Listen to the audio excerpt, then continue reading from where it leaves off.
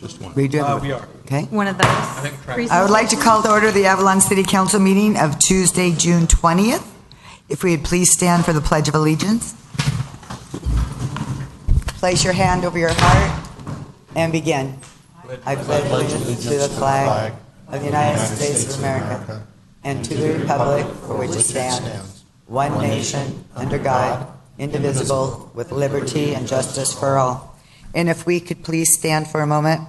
On June 10th, we lost former Mayor Irene Strobel. She had a short-lived bout with cancer, and we're just so sorry for her loss. And the week prior to that, we lost our fabulous bassist, Marshall Brown, who people over the decades have enjoyed his music and his wonderful sense of being a great human being. So, Marshall, you are also missed.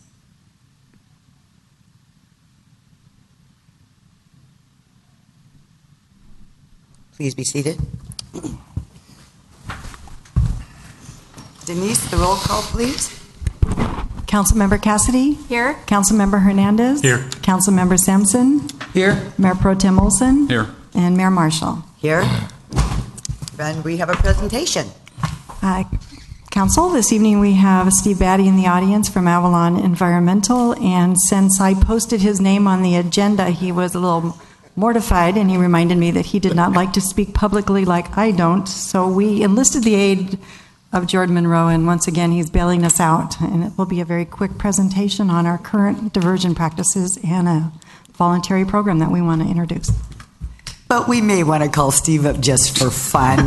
He does have a few words to say. Okay, good. Oh, we definitely want questions for Steve. Okay. So just we kind of want to paint the picture. You can see the Pebbly Beach landfill at One Dump Road. We're looking at increasing diversion rates, but to kind of set what we're dealing with, I wanted to paint a picture of what our landfill is like and current practices. One thing that we've noticed here in our community, actually a lot of people don't know where the landfill is located. As you can see here on the picture, it's out at Dump Road. It's 2.2 miles from here at City Hall. That's where you need to haul your dump if it didn't get picked up, or if it's items that don't get picked up. But this is where, when you say you throw your trash away, this is where away is for our island community. So it's still on our island. We do have current diversion rates of recycling materials and such that we've got about 50% currently recycled, which is what the state mandate is. The state's, though, looking to go towards 70% diversion from landfills for recycling and other processes. So the remaining capacity in November 2016, we just conducted an estimate. And so you can see the red line is the estimated approximate top of the landfill. That's the fullest we can go. The yellow line is the current height, and the purple arrows are what has been filled in previously since this site began as a landfill, including when it was incineration.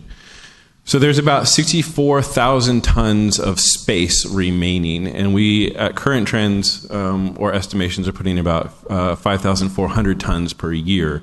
So that equals about 11 years and 11 months remaining on this current landfill. So to kind of highlight that, this is the amount of space we're talking about, that tiny little hashed space right there, where we have 11 years, 11 months. To put that in perspective, my kid will be 13 years old when the landfill closes at current projection. So if she plans on being here for 14 years, we have to figure something else out. So diversion is one of the ways in which we can extend the life of the landfill. It's not just about being eco-green, it's good economics for us specifically here on the island. It's one of the cheapest and easiest methods to extend the life of the landfill after reduce and reuse. Obviously, reduce the amount of trash that you have to begin with, and reuse what you have to keep it from going to the landfill. So essentially, you can equate it, every ounce which doesn't go into the landfill adds time to the life of the landfill. And in fact, we were talking about calculating how much one Keurig cup would cost in terms of time to the landfill. So we can figure that number out, and you can kind of assess what that would mean. Currently, we do have impressive diversion rates. As we mentioned, it's about 50%, which is what the state mandate is. On the commercial side, restaurants, hotels, and contractors all have mandated diversion waste streams. So, for example, restaurants, fats, oils, and grease, your waste vegetable oil, fry oil, food waste, all the scraps in the preparation as well as after the use. Bottles and cans, cardboard, appliances, those are all required to be separated from the waste stream so they don't go into the landfill. And you can see our diversion tons in 2016. Same for hotels and contractors. Contractors, your construction and demolition has to be source separated. So at the site, I must separate my wood from my concrete, from any green waste, tree trimmings. If I bring it all up mixed, you get sent back, sorted out, and then we bring it up. So then that all gets diverted from the landfill and sent over town for recycling in different processes. On the residential side, we have the Orange Bag program, which everybody's very familiar with. That's one of the reasons that we emphasize it, is to encourage that source separation with bottles, cans, paper. We have green waste, appliances, e-waste, plastic toys, and household hazardous waste. So those are all diverted from the landfill. The source separation, what that means is at the source where the trash is created, we actually separate it into the different bins. That's what the Orange Bag is for. A lot of people have a misconception about when it goes in the same trash truck that it just all gets mixed together. But it goes up to the landfill, and you can see here in this image, we have different locations for each material, whether it's concrete, the drywall, metal, clean wood, cardboard. They all get separated out, and this is the material recovery facility, what it's referred to as. This is the sorting line. You can see bottles and cans all separated there. So if they're separated into the orange bags to begin with, it makes their job much easier, more efficient, and they can divert more from the landfill, as opposed to if you put everything into one bag and you try and sort between all the garbage and what's recyclable. So that's why source separation is so important. What the landfill closure means to us is it costs money to operate the landfill. It also costs a lot of money to close the landfill. And so the post-closure trust fund, you could see there's $1.5 million for the closure, $2 million for post-closure. That's for 30 years that we have to maintain that site and monitor it and test it, and an estimated $1 million for correction action over those 30 years and after we close it. So this is all money that we have to pay once we close the landfill. You'll notice there's 2011 estimates and 2015. So 2015, it was recently updated. So we're still paying money into these trust fund. And in 11 years, I will bet that that estimate might go up yet again, who knows how many times. So diverting from the landfill basically helps extend the life of the landfill so we don't have to realize these costs later rather than sooner. In addition to those costs, we have one item you'll be seeing tonight, the current and proposed solid waste service fees. You'll see that we have a proposed 5-year cost for those services. One thing that we still have to evaluate is what is going to be the post-closure rate. Because once it closes, we still will have trash generated here on the island. The question is what are we going to do with it? So we're still going to have to pay for island operations, so the collection of all that waste here in our community, but then we're going to have to pay for shipping it off the island, hauling to someone else's site, and then their tipping fees. So all of those costs are going to be added on to what we're currently paying. So we can expect rates to dramatically increase at that point. And that's one of the things we're trying to basically just put off as long as possible. So what we're proposing is to identify a new waste diversion stream, residential food waste. So in the kitchens and the restaurants around town, they have a food waste. You see this poster is in all the kitchens around town. And we're basically going to try and do the same thing on the residential side. You separate all of your food waste, and this is something that can be implemented immediately because our current permit does allow for food and vegetative green waste into our single compost bin. So that's not very common. So we don't have to go through any additional regulatory steps in order to expand this program. So that's very exciting. To vet it out, what we want to do is start small. Here at City Hall, the Conservancy Nature Center has agreed to participate, and Avalon Environmental MRF up at the landfill, they're going to participate. So we'll all be having green bags in addition to our trash and recycling, where we'll be putting food scraps produced on-site. We're also going to encourage employees at these facilities to collect at their own homes and bring it to the site and put it into these bags. What we want to do over this potential 3 to 6 month pilot test, is see how well does it work on the residential side. As a resident, not a kitchen, what's it mean? Do I have to put it into a bag, into another bag? What's the best way of collection? How does it work for the user and the collector? So that's essentially what we want to do, and then evaluate for these best practices and come back with recommendations in 3 to 6 months as we kind of assess how would this program work community-wide. And that's pretty much the whole thing. So if you'd like to volunteer to be part of that program, We'd be we'll more than the happy to green have bags your here green for you. waste brought up here to City Hall.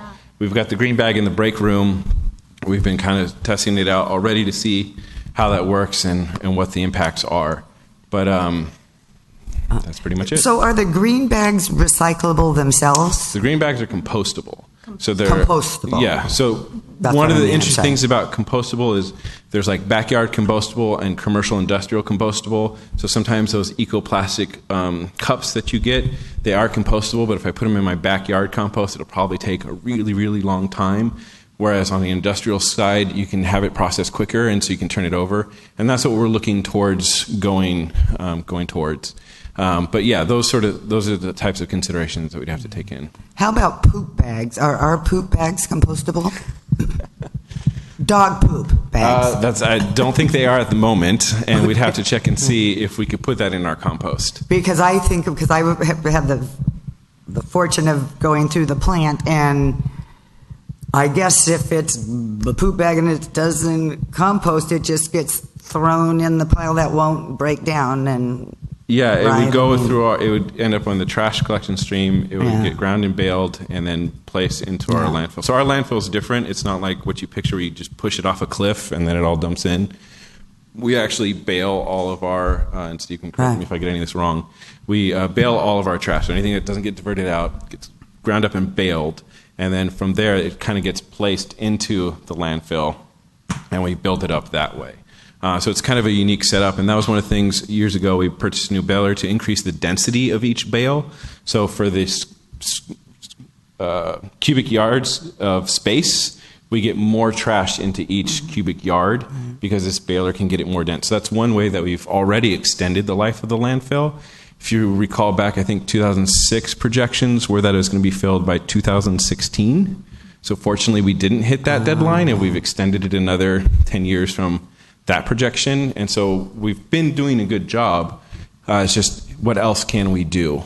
In addition to meeting state mandates going from 50% diversion to 75%, which is something that we're anticipating coming anyway. So these are things that we might have to do whether we want to or not. So we're trying to get ahead of the curve. And we're putting money in a fund. Correct. Okay. It's budgeted each year. For closure? Yes. Yeah, that's what this is the money each year, and based on estimates, we've had to increase the amount of money, and when they came back. Oh, that's our money. Yeah, that's the money that we have to put very aside clever. to spend. Oh, So okay. So we are, okay, I'm sorry. yeah. If I could just say, Yes, please, Steve, Patty. on the subject of closure, what you're going to have to monitor is methane production. So keeping all the organics out, which is actually something that was in the original permit going all the way back to 2000, keeping out the organics, the food waste in the restaurants and now the food waste in the homes, will mean that there's less of a risk of any methane being produced out there. So, and frankly, if after the closure, in that 30 years in which you're monitoring it, if you find methane gas being released, it could be a very expensive thing to have to deal with it. So the more we keep the food waste, the vegetative green waste out, the better it is. And with regard to the green food waste bags, those are actually made from corn, not from any kind of hydrocarbon. So that's, the city pays for them, we distribute them to the restaurants, the restaurants use them, and then we grind them up along with the green waste and make add water to keep the bugs hot and happy, and then we have compost. Can't we kind of expect that there will be methane gas, considering that the landfill's been there for 80 years and we've been using it? I'm sorry? And can't we pretty much be guaranteed that there's going to be a methane that's going to be pouring out of there, since we haven't mitigated what's gone in there all this time? And is there a capture system? It hasn't been coming out. Oh, really? We actually have an environmental consultant Nice. who comes once a quarter Yeah. And it used to be a she, now it's a he. They've got a device, almost like a coin detecting or a metal detector, and they go around the landfill looking for any evidence of methane, and we've been very fortunate. We also have a monitoring well, which is down near where the sewage treatment plant is, and we also, that same environmental consultant takes a water sample, that goes to a laboratory, so we're sampling or monitoring for any kind of leachate from the landfill. The landfill has been very stable. We've been very fortunate. Of course, it's really layered right on top of the old ash base, so that was a good thing. And then geologically, it's an old quarry itself, so the whole thing is very stable. Excellent. And I just want to add, since Avalon Environmental's come on, they started a diversion of a lot of products that we weren't doing prior, as well as, so we've already, and then the baler they put on, we've already increased the landfill by 5 years. And the city was very proactive, past councils and staff, pushing forward for ordinances that, you know, have the restaurants and all the commercial entities doing certain things, which is Cal Recycle, when they come, is very impressed with us. So, Mayor, may I ask a question?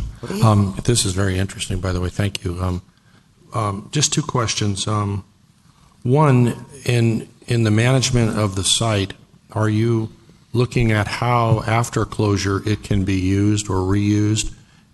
And in some areas, landfill become, I'm not suggesting a golf course, but they become in the Bay Area, San Francisco Bay Area, they become golf courses, or they become other types of uses. So that's one question. And then the second question is, at what point, how soon do we need to really seriously look at options to the current site? As Jordan said, that we don't really have a lot of time. We can maybe extend that. But how soon should we be really actively looking at those options, whether it's a new site on island or some other options off island? Is that okay? That's a good question.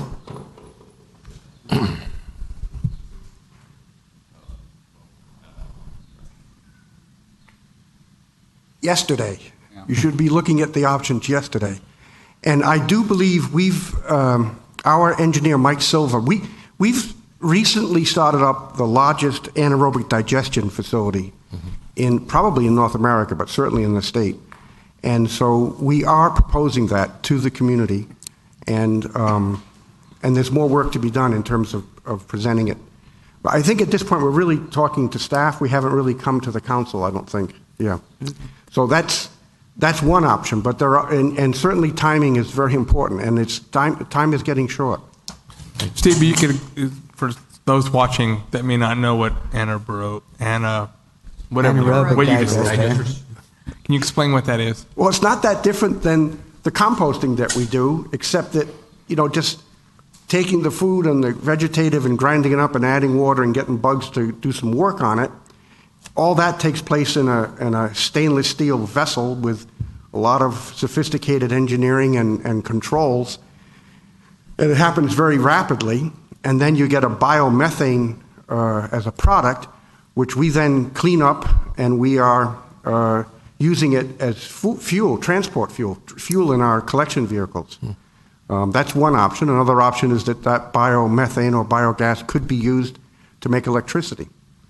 So, and there are people in our company that can talk much more knowledgeably about the anaerobic digestion. But basically, it's just doing it in a place where there's no air and where the decomposition or the breakdown or the transformation into biomethane is very quick. There's also a soil amendment product that comes out of that. And I don't have any idea what the future uses might be. And I don't know if the community's even discussing those. No, I think those are all things that we need to consider, and I think we have to be holistic at this approach, looking at what we need to be doing now in terms of identifying additional waste streams that we can divert through different methods, investments, what it may take, and then what options, in addition to just the post-closure management, what options could there be to then make this a functional, usable space to maybe either recoup some of those costs or not just have it be a money sink that we have to keep spending money on. So that's definitely options that we need to look at. We have a little bit of time for that post-closure opportunity, but maybe not, because the engineering and the work that have to go into designing what could be used at that space would be significant as well. So this residential food waste is just a tiny portion, although we think it will be very significant if it's completely implemented, of the many different opportunities that we can pursue to kind of continue to extend that waste stream by taking what we currently have going in there and just breaking off more and more and finding different ways to do that. But it definitely is going to take some money as well, so that's something to be kind of prepared for. Great. Thank you. Are there any questions? Does the community have any questions? Okay. Well, thank you. And Steve, it's nice to see you. And Jordan, thank you. That was a great presentation. Excellent. Okay. Thank you, guys. Are there any announcements or written communications? Ms. Ratty? Or? I have No? none of. And Mayor? Mayor, City Manager? God. City Manager. Thank you, Your Honor. I just have two things to mention. The first is that because of your leadership over the years, these last several years, the Heal the Bay publication of the quality of bays on the coast, California coast, rates the Avalon Bay as one of the cleanest bays, and it gets an A for water quality and clarity. This is really a tremendous progression that would not have been possible without leadership, from elected leadership, and from the work that everyone has done to keep our bay, make our bay clean. So, congratulations to you, and congratulations to the community for that. Secondly, I just wanted to mention that the Mayor Marshall was invited to participate on a Coastal Cities Issues group. This is she was asked by the league president, Joanne Mounsey of Lodi, to serve on that committee, which is a coastal group that would look at things like establishment of a permanent grant program for local coastal plans, creation of an agreed-upon best practices for updating local coastal plans, looking at sea level rise issues that we will be evaluating in our coastal plan update, policies for establishing reasonable mitigations and access for public projects, and meaningful vacation rental regulations that balance need for visitors, serving, lodging, and neighborhood preservation. So I thought that was an important opportunity for us. Yes, thank you. Okay. Is there a city manager report? Was it? Yes, ma'am. Okay. And city attorney report? Nothing tonight. Okay. Council member reports. Who would like to start? I have a few. I'll go. Okay. I attended the Gateway Cities Council of Government meeting on June 7th. There was a lengthy discussion regarding SB 286 proposed by Senator Mendoza. And after this discussion, the board voted to approve a proposal for amendment. And for us, I'll read this section of what this means. SB 268 provides for proportional representation within the Los Angeles County Metropolitan Transportation Authority Board of Directors, the MTA board. This bill ensures that board member seats fairly represent all areas of Los Angeles County when allocating the distribution of local, which is approximately $2.6 billion annually, state and federal funds, as well as organizing and delivery of transportation and transit services. So in supporting this, what that means is that for our particular, breaking it down just for our particular area, it means that we would have some additional representation for the gateway cities. So that was very notable in that conversation for that meeting. The second item, I'm going to call it for both of us. Councilmember Olson and I will be attending the Metro Board meeting this Thursday in Los Angeles with the goal of increasing the knowledge of the entire board on how important the funding is to the City of Avalon and to our support to revise the local return to be based on a minimum calculation versus solely upon residential population.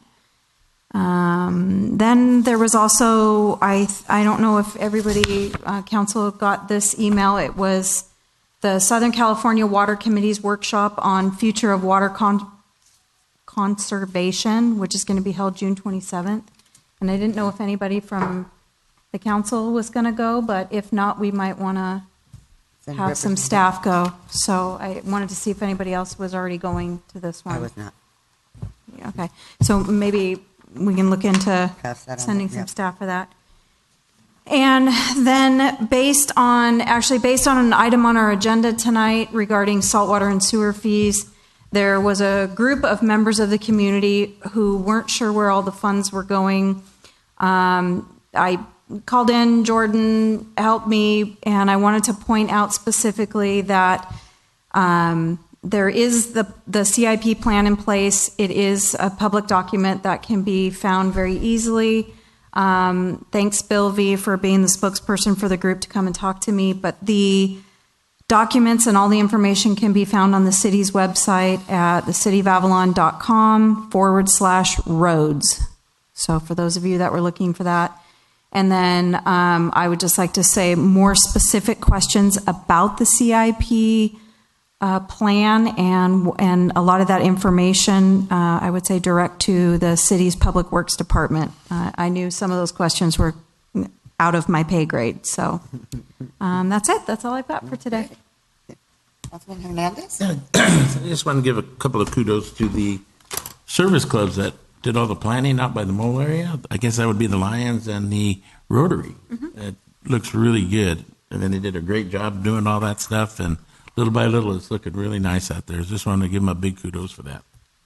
And that would be it. Councilman Sampson? Yeah, I have a few things.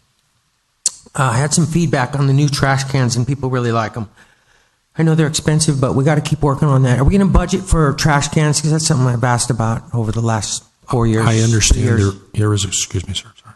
I understand there is a grant that we've applied for or will be applying for.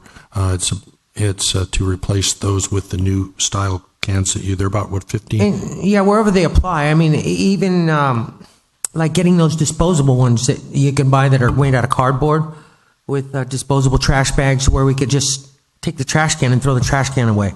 I mean, whatever, because the ones we have are terrible, and I've got some public outpour that just feel that way, and it's no dissent to the efforts of Eddie Vega and his crew that they do a great job, and they tried to make trash cans.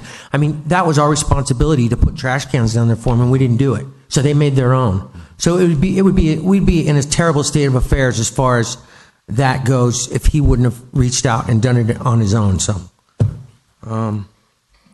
A good job, Eddie, and shame on the city for not doing what we should have done. Okay, Hamilton Cove residents are wondering what happened to them on this whole Edison proposal that's going out, that we just totally left them out of it as far as their water line that was supposed to go over to Hamilton Cove. So they get water off the desalination units instead of coming in from Middle Ranch, which... I understand is a big issue to me as well, because I would like to see Middle Ranch water used supplementally and only when we need it and just to keep it online as well, to keep the pipes fresh and working well. The next thing I have is Vons. I'm getting a public outcry about Vons. People are wondering where the store is. Where's the Vons people? Where's the administrative heads of Vons that are coming in here and explaining to us how this massive store is going to fit into the community? If I would have known that they were going to be so negligent and so they're not here. They're nowhere to be found. I've reached out to Sam Schenk and this other girl that replaced Carlos Illingsworth, his position, and they will not reply to me. I'm getting people throughout town that are blaming the city of Avalon and the people of CISA for how shame on us for not doing this right and not doing our jobs. And it's like, I can't believe how ungrateful some people are that, and they're obviously not educated as to how this thing went through and how much this wrenched the city council and the people of the community to come up with this decision that we made. And And Brian Bratton sat up here and he lied to me personally when I asked him questions, and that's the vice president of real estate for Vaughn's in the western states of the United States. So he told me that they would begin their construction work in 4 months after we made that decision, which was about 2 years ago. So what a moron for doing that to me. I mean, shame on him. So can you please reach out to Vaughn's and tell them to send a representative into the council so they can explain to the community how this store is going to fit in. They've had fencing sitting down there for the last 2 months, 3 months. I saw some kids using it as a trampoline the other day. And it's, I think it's a bad thing, what they've done. The way that they have not been clear and transparent and visual and reaching out to the public and saying, you know what, this is how we're going to fit into your community. This is how much we care about your community. This is how much the store is going to affect you in a positive way. Instead, they leave us scratching our heads like, why? Why did we even do this? You know what? Because their time's going to run out eventually. Okay, so...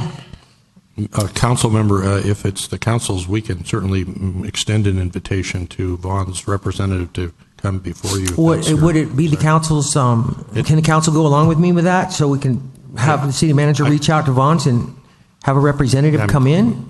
We ask every week for an update. I know Amanda Cook, our planning director, does do that, and we unfortunately have not gotten new information. So it'd be nice if they stood right here at the podium, or at least made a showing, and told us what their intentions are and how they plan on moving this forward. I mean, I would enjoy for them to come if they could give us a report, not blast them, just hear their report, because when the Vaughn's employees are asking me all the time, you probably get it too, what is Vaughn's doing? They're not communicating with their own employees.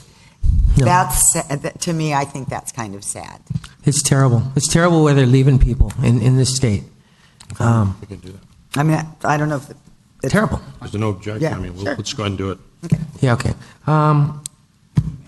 I wanted to make a comment on a new bill that's going through the Senate, and I wanted to ask for the city council's approval to ask the city manager to reach out to Patrick O'Donnell on this one. Okay, so if you guys agree with me, it's SB 421, and it's what the Senate bill does is it was brought forward by a representative in San Francisco. His name's Scott Wiener. Anyway, it's an avalanche of idiocy is what it is. I'll let you know that this guy wants to let sex offenders, there's 110,000 sex offenders on a list in California.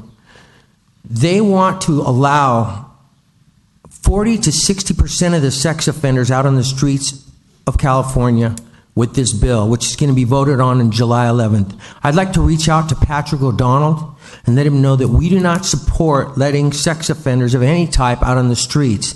And so what this is going to do is, if you want if somebody to come and tutor your kid, you can't even call up, because after this bill is passed, you can't call up to see if he was a sex offender, because they will be able to have all the information that was written on their records brought off of their records. And that includes Tier 3 sex offenders. That's violent sex offenders against small kids, children, boys, girls, women, innocent people. These dirtbags are the lowest in society, and it also prohibits law enforcement from looking into their records and further punishing them for new things that they come up with. So I would ask that SB 421 be stricken from being voted forward on and being passed through the Senate. And I understand that the Senate has already shown that they will approve this. So we also need to maybe reach out to our senator and ask them, our representative and our senator, send them letters and tell them that we do not support SB 421. And do we know what Patrick O'Donnell's comments are? Anybody? our representatives? Do we have any idea what they're thinking about this? I do not know, but I think No. we should tell him how we want him to vote on this. Sophia Kwong is their chief of staff, and we could make an inquiry. Yeah, 'cause I would be curious what they're thinking. I mean, I would appreciate the council's support on this, on writing a letter. We would, all we can do, because it's not on the agenda for formal action, is the city manager can contact Pat and find out what's going on and express our concern about this bill. But you can't take formal action. Okay. We can definitely direct the Is city it out of the Senate? manager. What's that? Is it out of the Senate? Has it cleared the Senate? It is, It's clear this- it's amended in the Senate. 2017-18. SB 421, they're voting on it on July 11th. Senate or the Assembly? Senate. It's in the Senate. SB. Okay, Yeah. so I think we first. It's not AB, it's SB. Ben Allen. That's considered Senator. Well, I was referred to reach out to our representative, so it's probably Ben Allen then, in that case. Okay, now my last comment is a question, which is, what's the update on South Beach sand movement study? Councilmember, Mayor, with your permission, the Director of Public Works has a report Okay, on that. that'd be awesome, and then that's all I have.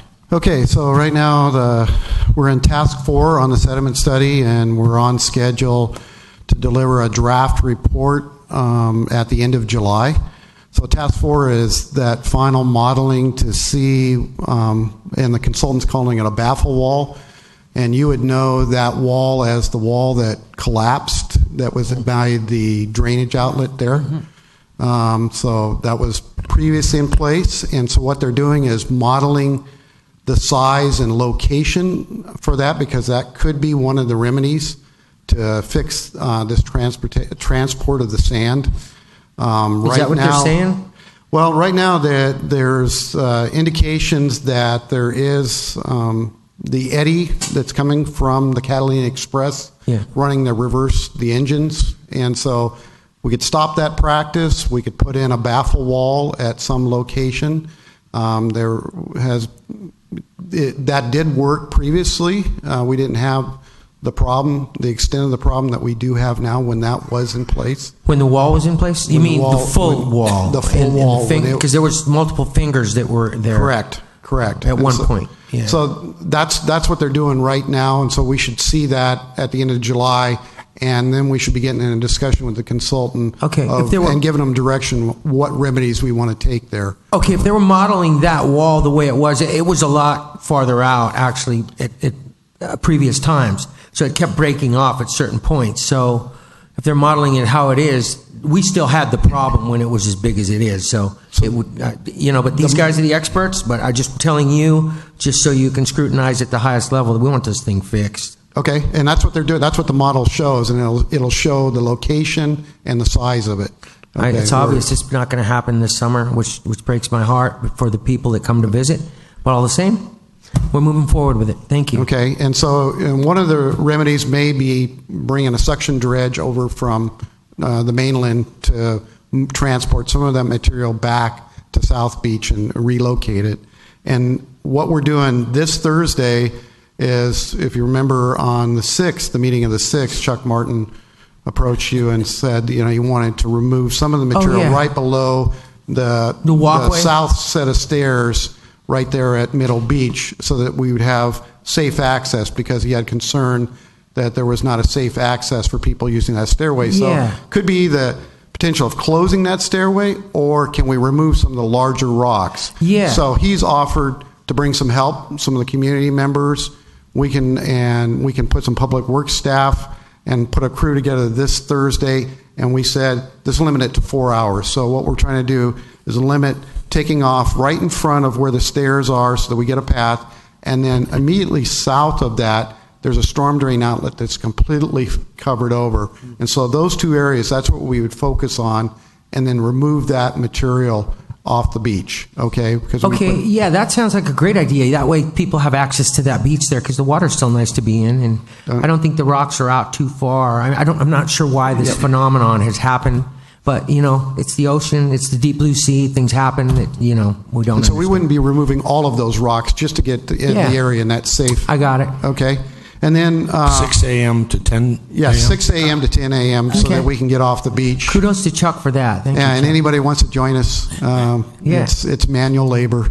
The rocks will go from my hands to a wheelbarrow? We'll put a loader up on the top right. side of the other side of the land side of the seawall, and then we'll remove them from the beach. Okay. Okay. So, and then one more comment about the Big Belly trash compactors. We did get the grant, and that was over a $15,000 grant that paid for those units, and so that was the trial to see how they worked.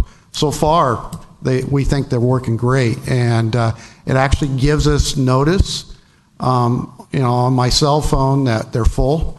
So if you had those, and then also, not that you could put those at every trash collection, but it does collect few of about them. four times the amount of trash before it has to be emptied because it has a compactor in it. Yes. And it has the solar panels to operate that compactor. Yeah, a few of them would be good. And you know what else would be nice would be, that I'm just brainstorming with you because I appreciate your input on this and going further than what we're talking about. I was driving through Lover's Cove today, and there was a lot of people out there, and we don't have any outhouses out there, and we should probably put a couple of outhouses out there for the summer. Because what you're going to find is, people going on the beach or on the mole. Yeah, that's fine. But you know what? When I was driving out, there was somebody taking a leak on the street under the tree. So, okay, let's just get down to brass tacks. They're not going to go to the mole. They're going to go either in the water or they're going to go over in the tree. And if we had an outhouse there, it might be good for a couple months. That's all. So we can give that a try. Yeah, I don't know if it'll work. I don't know if somebody will knock it over, or maybe we can somehow bolt it down. I mean, it could be a terrible idea. It may not work, but it's just a consideration. Okay. Thank you. Okay. I just want to make one comment. As I pondered on what I just said about SB 421, that I refer to these child molesters as dirtbags, and I rescind that comment because the Dirtbags is actually a great baseball team out of Long Beach, and and I support that baseball team in that college. I think that might be where my son goes. So there's another word for those people, and you can make it up yourselves, okay? Thank you, guys. That's all I have. Thank you. That was good. Okay, it's tough to follow that. On June 8th, I was at the League of California Cities Community Services Policy Committee meeting. Talked about such exciting things as after-school programs, affordable housing, engaging the youth, watching the homeless task force, and some other exciting stuff like that going forth. And then the next day, I got to go to the real exciting Revenue Tax Policy Committee. And we were talking about the rollout of transportation for SB1, talking about some bills, 649, which is kind of a bad one for us, which is the cell companies that come in and put a cell site anywhere they want to and with no oversight at all. So, Oh, yeah. yeah, I think we need to maybe at the next meeting take a Yes, vote on we it. will have that on your agenda, yes. The good news is 1250 died, or the city portion of 1250 died, which was the no contracting, which would have affected us a whole bunch. It was been the trash compacting, the local pickup, the sheriffs. It was just really good. Biggest discussion was about the pension changes, because everybody in the state's going broke because of the pensions, and it's kind of sad. We also were made aware that there have been some changes. The Public Utilities Commission, there's a whole bunch of transfer responsibilities, where that they were like commercial or for hire vessels, ferry services, instead of being the PUC, is going to go to boating and waterways, park and rec boating and waterways. Private carriers of passengers, limos, party buses, and such, is going to the DMV.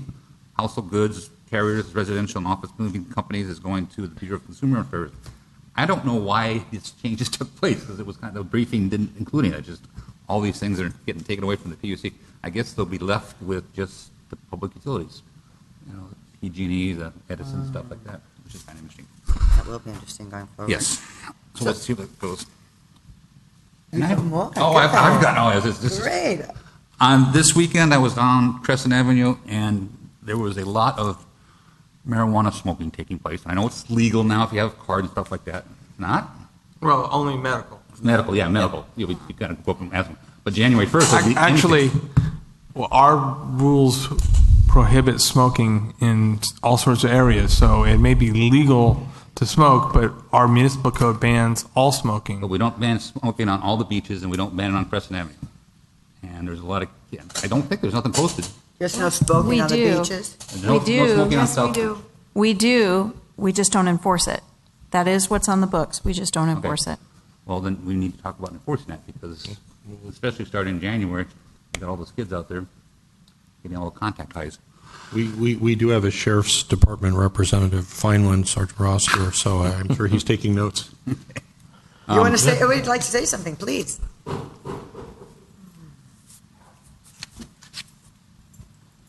Good evening. Thank you for allowing me to come. I'm just standing in until the captain gets here. He's coming back from a meeting on the mainland. I don't know anything about the information about what's going on in Crescent right now. What I could say, what I would like to send to the city is, if you guys have the opportunity, if you see something, say something. I know Captain Federal was big on that. I've talked to a lot of people in the community, and not a lot of people call us. I know why. There's some reasons why they do and some reasons why they don't. But if we don't know, then we can't do anything. Although we are trying to be out there as much as possible. So let me ask you a question. If you are walking down Front Street and you smell marijuana and you see where it's coming from, what are you advised to do, or what are you required to do? We're trying to support the community, and we're trying to be more of a spirit of the law as opposed to a letter of law. But when it comes to, in public places like that, I just had one just this past week. There was a strict warning, and they were adults, and they were asked to go to another place much more discreet. Okay. But we do support the laws, and we want to support what the community wants us to enforce, the way the community wants us and the city wants us to enforce it. I appreciate that. I appreciate the way they are enforcing the law here. Personally, I don't want to scare people away from the community. I have a child in this community. I think it's up to the parents to guide and put the kids on the right track. Things are changing in the dynamics of our state of California in general, in our state of affairs as a country. It's obviously things are getting more open and liberal, and we are in the midst of the most liberal state in the union, and we're a very conservative community. So I understand what Councilman Olson is saying, and I also like the way the laws are enforced in this town. And you know what? I think we have we can maybe talk to the to Commander, and you can let him know how you feel about it, and I know how I feel about it, and that's why I'm stating my concerns about what's going on and my support for the law enforcement in this town. Well, that brings up a comment then that I'd like to share. I think we should, because I don't think all of us see eye to eye, Councilman Sampson, on this, because I think being liberal is fine, but there's when it's to the detriment of our children and our grandchildren, I am concerned. So I think we need to have a chat as a council on what is our policy, because I know what I might be saying to the new captain, it might be a little bit different than what you're saying. So I think so that they can have a united front when they go out there. That's why I just made my comment in public, so that you guys know where my head's at with this. And I'm a strong supporter of law enforcement, and I like the way they enforce the laws in this town. They're our biggest advocates for our kids, as far as the teen center, as far as being around our kids, as far as watching over them. You can bet these guys are standing up for the children of Avalon. Oh, and if agree. somebody's smoking weed out in public, believe me, every kid, there's not a kid in this town that doesn't know what it smells like and know what it is. And it's up to the parents to keep them away from it and keep them on the right track and on the right path, okay? Just because they, and I agree with Oli that maybe there might be some way that some kid could get a contact high, and I would be concerned about that, but I really doubt it. Most kids are going to walk away from it, and they don't like the smell of smoke, so. I like the fact that the sheriffs give strong warnings. Hey, this is not advisable for you to stand here and do this. You can use your judgment and find a much better place than this, rather than throw the cuffs on them, throw them in jail, give them a bad experience, and they tell 10 of their friends, don't go to Catalina because the sheriff's department are pricks. You know what? We've had that kind of law enforcement before, and all it did was scare people away and piss the community off. So, well, that's where I'm I not stand. necessarily advocating throwing the cuffs on. Having, advising them to go some other places. That strong advice to go somewhere else. We could schedule something for a discussion of the council as a matter of policy. You could invite in the captain to have a discussion. You could formulate what your thoughts are as a policy and share that with them, and certainly that, I think, would be appropriate. I think if the council remembers the first meeting in August, you're having a presentation on what the current state of the law is with respect to marijuana and what you can and cannot do. And then after that, you'll be given direction, and then we'll come back with an ordinance I think 2 weeks later, 3 weeks later. So it's already scheduled to have that discussion, so we can I just include don't- that. Can we talk more about it when we get to item number 7, since it's on our agenda tonight? Yeah. I don't think cannabis is the only issue facing the city of Avalon. Okay. I'm not totally done yet. Okay. Well, you're making up for all those council meetings you don't say much, so this is good. Well, it's 4th of July is just around the corner. Tomorrow's the first day of summer, and we still have retailers encroaching on our sidewalks with saddle I've board, seen that. so boards and such. And I know that we've sent code down there, and we've talked to the people. It might be time to slap their wrists because they obviously don't pay any attention to us. And it's kind of like at both ends Any of town. particular areas? It's both ends of town. Yeah, I know, especially, there's a few spots. A citizen brought to my attention today that there was a new loading zones or not new, but it's been there for like 6 months on Catalina in front of Dentist office. the dentist office. And it's not big enough to put a truck into it. Yes. And I'm not sure we need any more loading because there's a loading zone right across the street. I think what it is, as I recall what it is, it's for handicapped parking. Not a handicap. Or It's a accessible. mistake is what it is. Yeah, well, I think there was a request made to provide access, and under ADA for medical facilities, there is an argument one could make, whether we've done it correctly or incorrectly, we can certainly look at that, but it's to provide access for people who may be disabled to get in and out of that. Maybe it should be blue then. Sir? There's an 88 space like 40 feet up. The first space on So Catalina. I'll have to get a reference, and then we will certainly take a Do you look have at that. somebody that's going to walk on a walker 40 feet when you could pull up right next to it? Or What would you paint it rather paint it have? blue. What would you rather Yes, have? peanut Well, blue. Move the store? The other argument that I would have made on that, and did, but I don't remember if it was to Dennis or to Bob, that there is the blue loading zone in front of the lobster trap on the Handicap, corner, yeah. or handicap, but then perhaps doing this one next to it so that it, rather than putting a white spot in the middle of the parking, because it then makes it so the spots in between the ADA accessible spot and this loading zone, it's very difficult to negotiate parking through there. I'm not opposed to the spot itself, but it might be better to be looked at to say, can it be coordinated better where you're taking up 20 feet or whatever it is for each of those spots, rather than a 10-foot spot, then you have a 15-foot spot, then another 10-foot spot that's taken Okay, away. but Councilman Hernandez made a good point. You don't want to make the handicapped person walk. You talk because it was put there for people to go to the dentist office, correct? Yes. Okay, so and it's for handicapped people. Shouldn't it be blue then?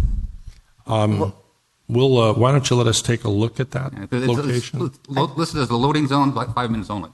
So I don't think many is quick enough to get somebody in and out of that office in 5 minutes. But I think, what was it, correct me if I'm wrong, but was it made white so that the handicapped individual wouldn't park there all day and go to the beach? Oh, So yeah. that's what was the And they logic. could do Right. that. And they could Right. Park anywhere.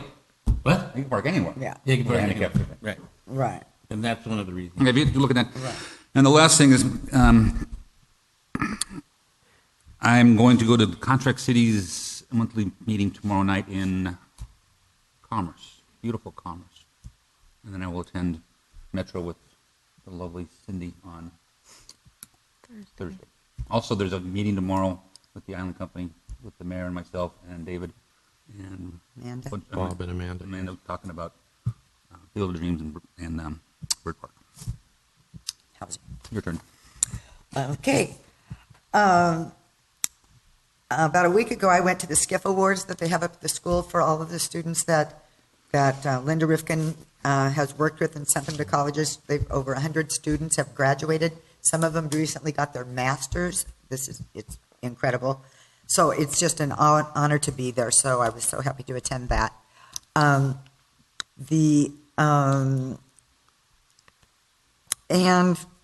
I walked into the vape shop because they're going to officially open on Saturday. It was interesting. So I'll just leave it at that. Very nice people that are working there. And I just have a couple of questions, and this is Bob Greenlaw, but and this is just maybe like a budget thing when we're thinking going forward.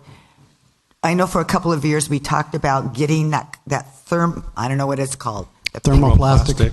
Yes, and I don't know if you were considering that in your budget this year because we replace those crosswalks a lot, and I don't know if there's a more economical way to spend staff time and. Yes, it would be great to have a thermoplastic machine, and you can get one that would work for the size that we need. Parking lot contractors, and in other cities, they have some of their staff have a smaller machine. Now, some of the larger machines that you see, their long line machines, could be $1 million, but this is just something to put stripes on the road and legends on the road. And can you contract with somebody to come over and do it and go away? Yes, we can. Too? But we also could do it with our own staff. Okay. Yeah. Okay. So that was one of the. What did you say? The bait shop? Vape. Oh, vape shop. Are you going to do a ribbon cutting for them tomorrow? That's what I heard.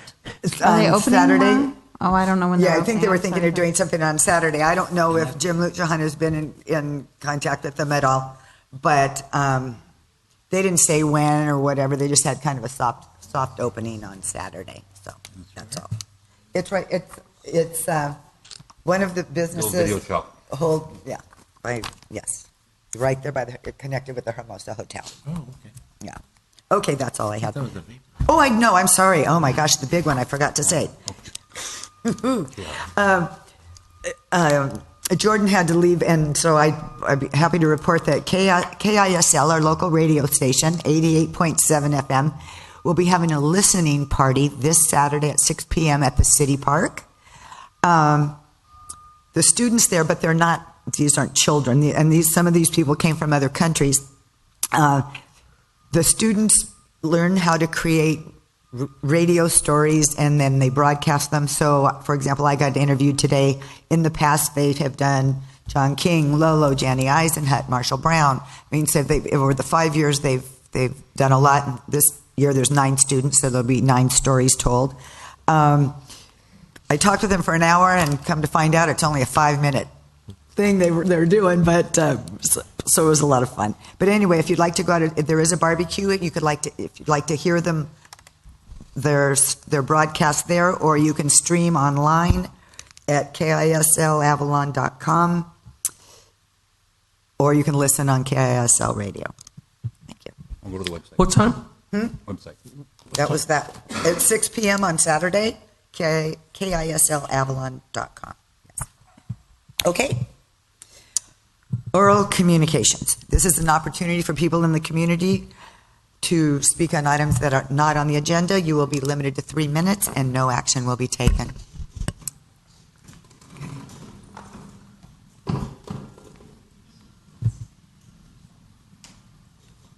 Good evening, council, staff. Rock Goslin, 318 Whitley.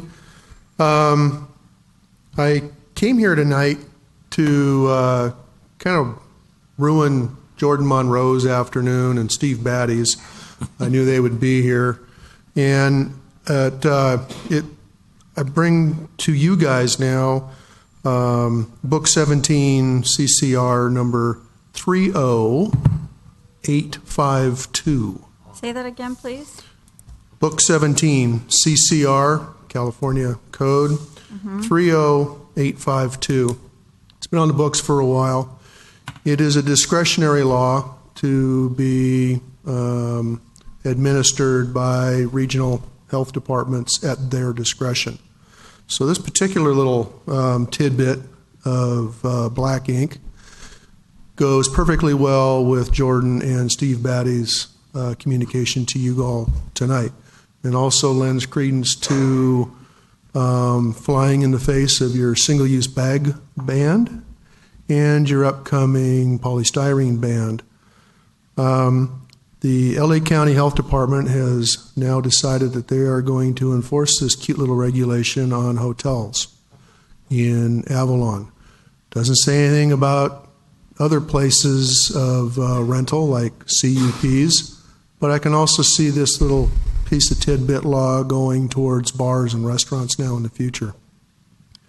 What this is going to require is all properties like the Avalon, who, especially the Avalon wants to be a little higher end, and we provide multiple options for multi-use, so it doesn't go to the landfill, drink and use utensils within our rooms. The average room at the Avalon Hotel has 2 wine glasses, 2 glass drink glasses, 2 coffee mugs. We also do provide paper coffee mugs for roadies, for those that want to, brew and run. In the bathroom, though, we give them the option. We have 2 ceramic glasses for them to use in the sink, and also 2 of the horrible, ugly, ubiquitous single-use plastic cup in the plastic bag. Steve Battius loves those. They're too small. They're too infinite. They're not going to get sorted. They're not going to get recycled. They're not going to become someone's Patagonian fleece jacket, please. But now what the LA County Health Department wants me to do is to individually bag every one of those aforementioned multi-use drinking utensils. Regulation states that before distribution to the rooms, that means at the dishwasher, we have to individually bag every wine glass, every coffee mug, every drink glass, and every goblet that goes into our bathrooms for our guests to make multi-use. Well, that's just going to put more in the landfill, and your 11 years, 11 months just went out the window. Jordan says that, was it Cal Recycle? It was Cal Recycle, the name of it? Yeah, Cal Recycle. He thanked me for giving him this little tidbit of information.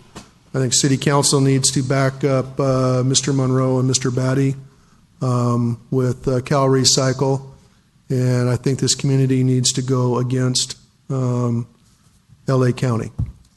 Yes, it is a state regulations. It's a CCR. It has been on the books for some time. Duration, I do not know. But so we need an exemption. Well, it's not an exemption. No. Not so much an exemption.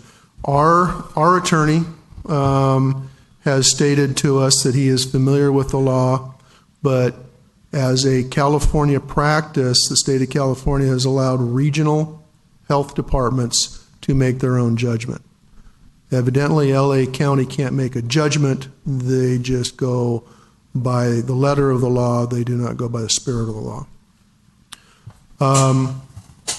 We have, as the Avalon Hotel has placed a tremendous amount of tonnage into the landfill over the last 2.5 years because we haven't been running our dishwasher. We've been having to use disposables. We just went back to our multi-use, which we spent a lot of money on investing into. We don't want to be sending more stuff to the landfill. We're doing everything we can not to. We do have a green bag in our garden for food waste and compostables. And by the way, anybody using these green bags, do not leave them in your trash can for more than 1 week, because guess what? They compost. How come the health department would want to do this? LA County is not the forefront of waste stream minimization, period. That's the answer. Yeah, because I can answer yes, the please. question. So what this is designed to do is, if you've got like a glass that's, you're not going to just throw it away, but you're going to reuse it. When you check in the hotel, it's wrapped. And the reason they want that is so that the people who go to the hotel realize that it's been cleaned. If it's not wrapped, what the general practice is people use water to clean it before they drink it. And therefore, you use water in cleaning the glass rather than, oh, look, it's already clean for me. So it's partially a water conservation thing. It's also just to make certain that they go through the process of actually cleaning it and putting it in glass, putting it in a little Doesn't sock. it totally contradict what California's trying to do as far as cleaning up landfills? Well, it yes for landfills, but no for conserving water. Oh, well, why can't they use? Why can't they? We ask them if we can use paper. Well, it has to be wrapped in a. It has They make it wrap you. They make. It has to be wrapped in a protective bag. Now, the protective bag can be compostable. Why can't we make the protective bag disposable? I mean, so we got a citizen, a businessman, a local businessman in our city, and he's trying to be environmentally friendly, and they won't let him. That's Well, no. What they're saying is that if you're going to have these multi-use things, they have to be in a bag. It's the business's option to decide whether to use a recyclable bag or one that's just goes in the garbage. that was one of the problems I had with all these bans that we're implementing. Is it's like it takes a small business person, and it makes them go out of their way and raise their prices because everything that they're trying to implement is going to cost more money. I understand that it's helping the environment, I guess, to a certain extent, but it's putting unnecessary financial burden on all these businesses. And May I add one more thing to that then? This town relies on overnight visitors. This town 14 years ago had about 860 hotel rooms. Today we have about 750 hotel rooms. How much further do you want us to go down the drain?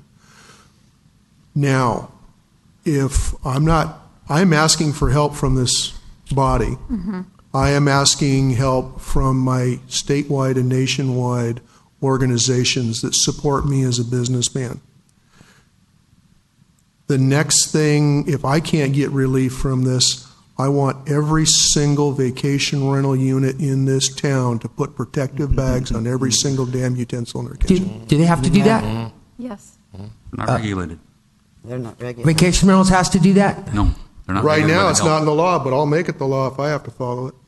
Well, I want a level So playing we're punishing the hotels that have been here forever, and then we're allowing the vacation rentals to do whatever they want? Well, we're not, the state is. The Yeah. county is. Yeah. The county health department is. But I'll go after that. I'll go after the enforcements on Airbnb and VRBO and everything else. Because, and I'm not against the vacation rental market. I built CIVR from scratch 30 years ago. Yeah. I like working with CIVR. I send them people, they send me people. But I'm not going to go through this. And yet you walk into a vacation rental home and you open up the cabinets and nothing's right.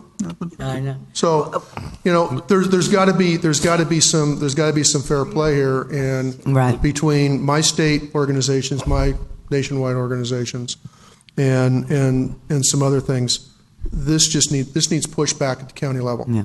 The county is not ordered by the state to enforce this. The county has chosen to. And that's what I'm bringing to the forefront. Would you like us to make contact with Los Angeles County Sure. Health and with Yeah. our supervisor's office? Supervisor. The supervisor, yeah. To Yes. kind of talk about this, because nothing guarantees. It says that all utensils are supposed to be cleaned, but even if they're in a plastic container, it doesn't necessarily mean they are. It just means that they're in a plastic container. So we could certainly, and maybe the Chamber of Commerce, Mayor, if the council so inclined, I mean, maybe the Chamber of Commerce should be also involved in having conversation with Health Department the million people that come here every year. And I'm going to go one step further, and I will bring the results to you as soon as I have them. It may take a while to find out who can do this. Can I ask you a question? Well, I'm going to hang on a second. I'm going to take a sample of every one of my multi-use drink containers in my building from various locations, whether they come out of the dishwasher, whether they've been stored in a cabinet, or whether they've been in a room that's been just turned. And we're going to bag them, tag them. I'm going to send them over to a lab for culture so that that lab can tell me just how many people I'm going to kill over the next couple of months. Right. And I'll bring you the results. Okay. So, Rock, were you given the same information that you could put the paper top over the glass? The LA County says that they are, well, our inspector, who I should, by the amount of money I spend, I should be given a couple hours of time with, as you would think any consultant at that kind of pay rate would give you. But I only get 2 minutes of her time and she won't answer questions.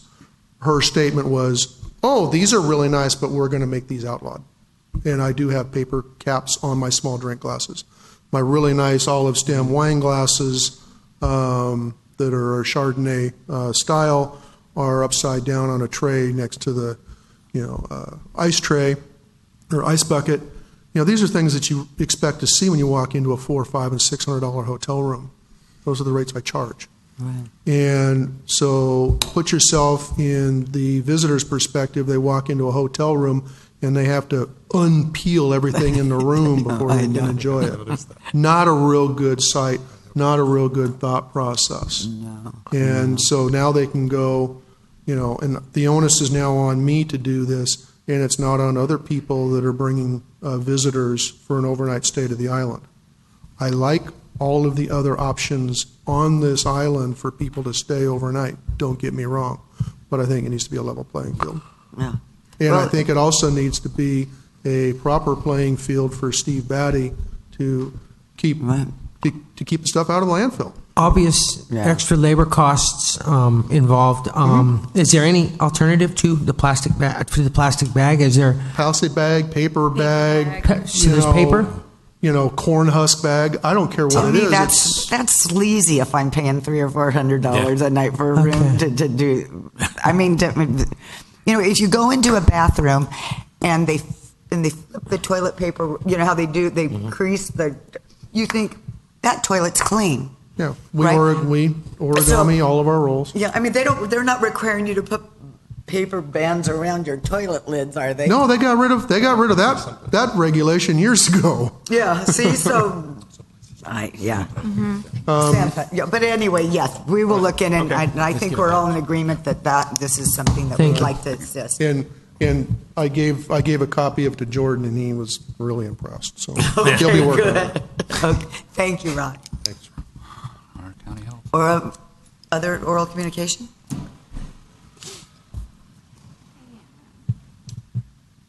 He's got shoes on. He's always got shoes on. Good evening, Madam Mayor, members of the council. For those that you missed out, B7, I-24, and 51. Does that make sense? It started tonight, huh? Tonight. Bingo started tonight, Tuesdays and Thursdays from 6 to 7. Community is welcome. It's just a super fun evening, and that'll carry off through the course of the summer. Thank you to a lot of the local stores, restaurants, provided gift certificates. Island Company was great for that series. 6 to 7 on Tuesdays and Thursday evenings. Tomorrow morning we start our fishing derby back up for the summer series. It's from 7 to 9. We've got 2 age groups and we got different categories, so 2 hours at the end of the pier for that. This week, we kick off, and I've been told it's the first time in 17 years it's back up again, but 6 teams of about 48 total women starting a basketball league is back and going, so that was fun to see. Men's basketball league has been going for the last couple of weeks. We started this past weekend with our T-ball slugger program. We had 45 kids in that on Saturday. Monday we started a soccer camp, the weekly soccer camp kicks off the beginning of summer at Joe Machado Field. We got basketball and volleyball for teens that starts here real shortly. The basketball program is full. We've got a couple sign-ups left for the volleyball program. Swim lessons with Joe started in the Bay yesterday. We've got a Monday, Wednesday session, a Tuesday, Thursday session, and we do 2 sessions. They're both 4-week sessions, 8 lessons each. And then lastly, this week, Friday, both our teen program and our senior program been looking for things off of the island. We're taking a smaller group, but taking 15 teens to Soak City. Matt's leading that group with a couple of volunteers. So that'll be all day on Friday. And then I will be escorting probably between 15 and 20 of our senior citizens, our prime timers, to Long Beach for lunch and theater there. We're going to see something at the International Play Theater. Cool. So just some fun stuff going on in the community service department. You've been busy. Yeah. And I like that you got the news, the AstroTurf there on the way to the mole, that other park there. We will complete that tomorrow, yeah. Great. Yeah, we'll get that open. A lot going Good on. job, Dan. Good. Do you know anything about, can you give us an update at all about junior lifeguards? I know it's in a couple weeks. Junior lifeguards, my understanding is their tryouts are Sunday. They're taking signups now, but they get the majority of their signups on Sunday. So tryouts are Sunday. I don't know exact time, but soon. Okay, so audience, make sure you get your kids involved in some of these recreation opportunities that have been created in the city of Avalon, and you can't tell us that there's nothing for your kids to do in this town, because there's all kinds of things for your kids to do. Great. Thank you, Dan. Thank you. Well, anyone else have anything to say? Okay, great. Okay, consent calendar. Thank you, Mayor and Council. Item 1 is approval of actions from the May 16, 2017 and June 6. It helps if I put my glasses on. Thank you. Regular City Council meeting. Item number 2 is the expenditures submitted for approval. The recommended action is to approve a total expenditure amount of $2,471,930.75. Item number 3 is to adopt an ordinance to prohibit the use of polystyrene products for prepared food serviceware and to establish the penalties for violation in the City of Avalon. The recommended action is to adopt this ordinance to prohibit the use and to establish penalties, which would then become a part of Avalon Municipal Code in the Avalon Municipal Code, Chapter 14 to Title 6. Item number 4 is approval of a geographical information, GIS map books for city salt, water, and sewer systems. The recommended action is to approve an expenditure not to exceed $6,500 from GDMS Inc. for the creation of the city GIS map books for the salt, water, and sewer systems. Item number 5 is, and this is a real good one, they all are, but document storage and retrieval software. The recommended action is to approve the Laserfish software system at a cost of $31,120 from ECS Imaging Incorporated plus a 10% contingency for a total of $34,232. The item number 6 is consider a professional services agreement with a records retention consultant, Gladwell Governmental Services, highly regarded in the field. Recommended action is to authorize the city manager to execute an agreement with Gladwell Governmental Services to assist in the development and implementation of the city's record retention policy for not to exceed $25,000. Item number 7 is the law enforcement services agreement with Los Angeles County. This is an annual agreement. There is an increase in the amount by 5.6%. The recommended action is to adopt a resolution to receive specified law enforcement services from Los Angeles County Sheriff's Office, authorizing expenditure of COPS grant funds, and authorize city manager to execute the city-county municipal law enforcement services agreement for fiscal year 17-18. Thank you. Yeah, thank you. Council, what's your pleasure? 2 and 7 for me. I could pull 2 and 7. Okay. 7 and then 6. I'm good. Good, Mayor Pro Tem. Okay, may we have a motion? Move staff on 1345. Perfect. I'll second that. Okay. I'm sorry. Go ahead. Okay. Comments? Call for the vote. Okay. All eyes. Who was my second? I'm sorry. Annie. Me. Annie. Thank you. Item number 2. Okay, it's the warrants here. Let's see, it's here. So there's some things that I'm concerned about the warrants and that I'd like to bring up. So Bob, if you feel you need to comment on it, that's fine, but there's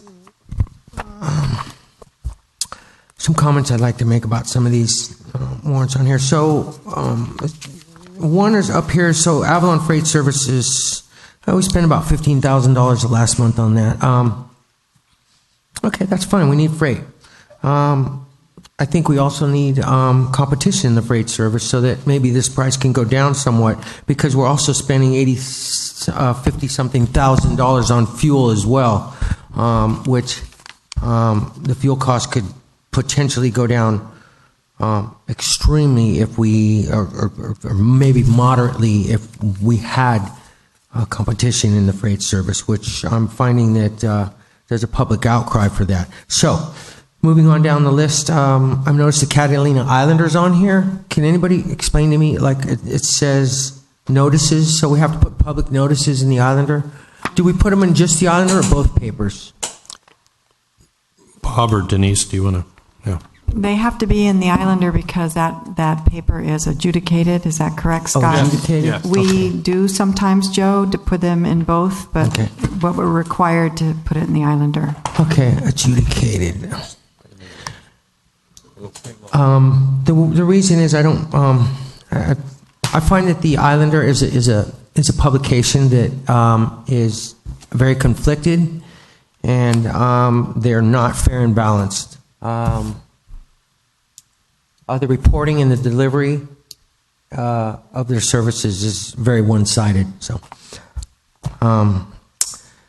that was my comment there. The last meeting, I kind of went head-to-head on an item that was supporting water for the city of Avalon, and I'm looking at Chet's Hardware store that we've spent $4,000 there.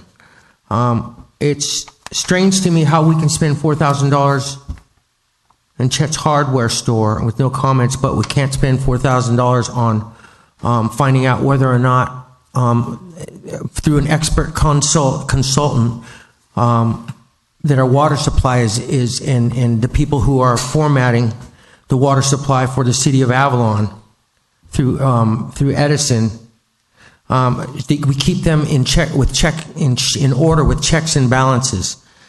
Edison has cost the city tens of millions of dollars. I'm wondering why we can't spend $5,000 on looking over their shoulders while they create a master water plan for the city of Avalon. That's my comment on that, and I went head-to-head with Cindy on this, and we compromised at $2,000.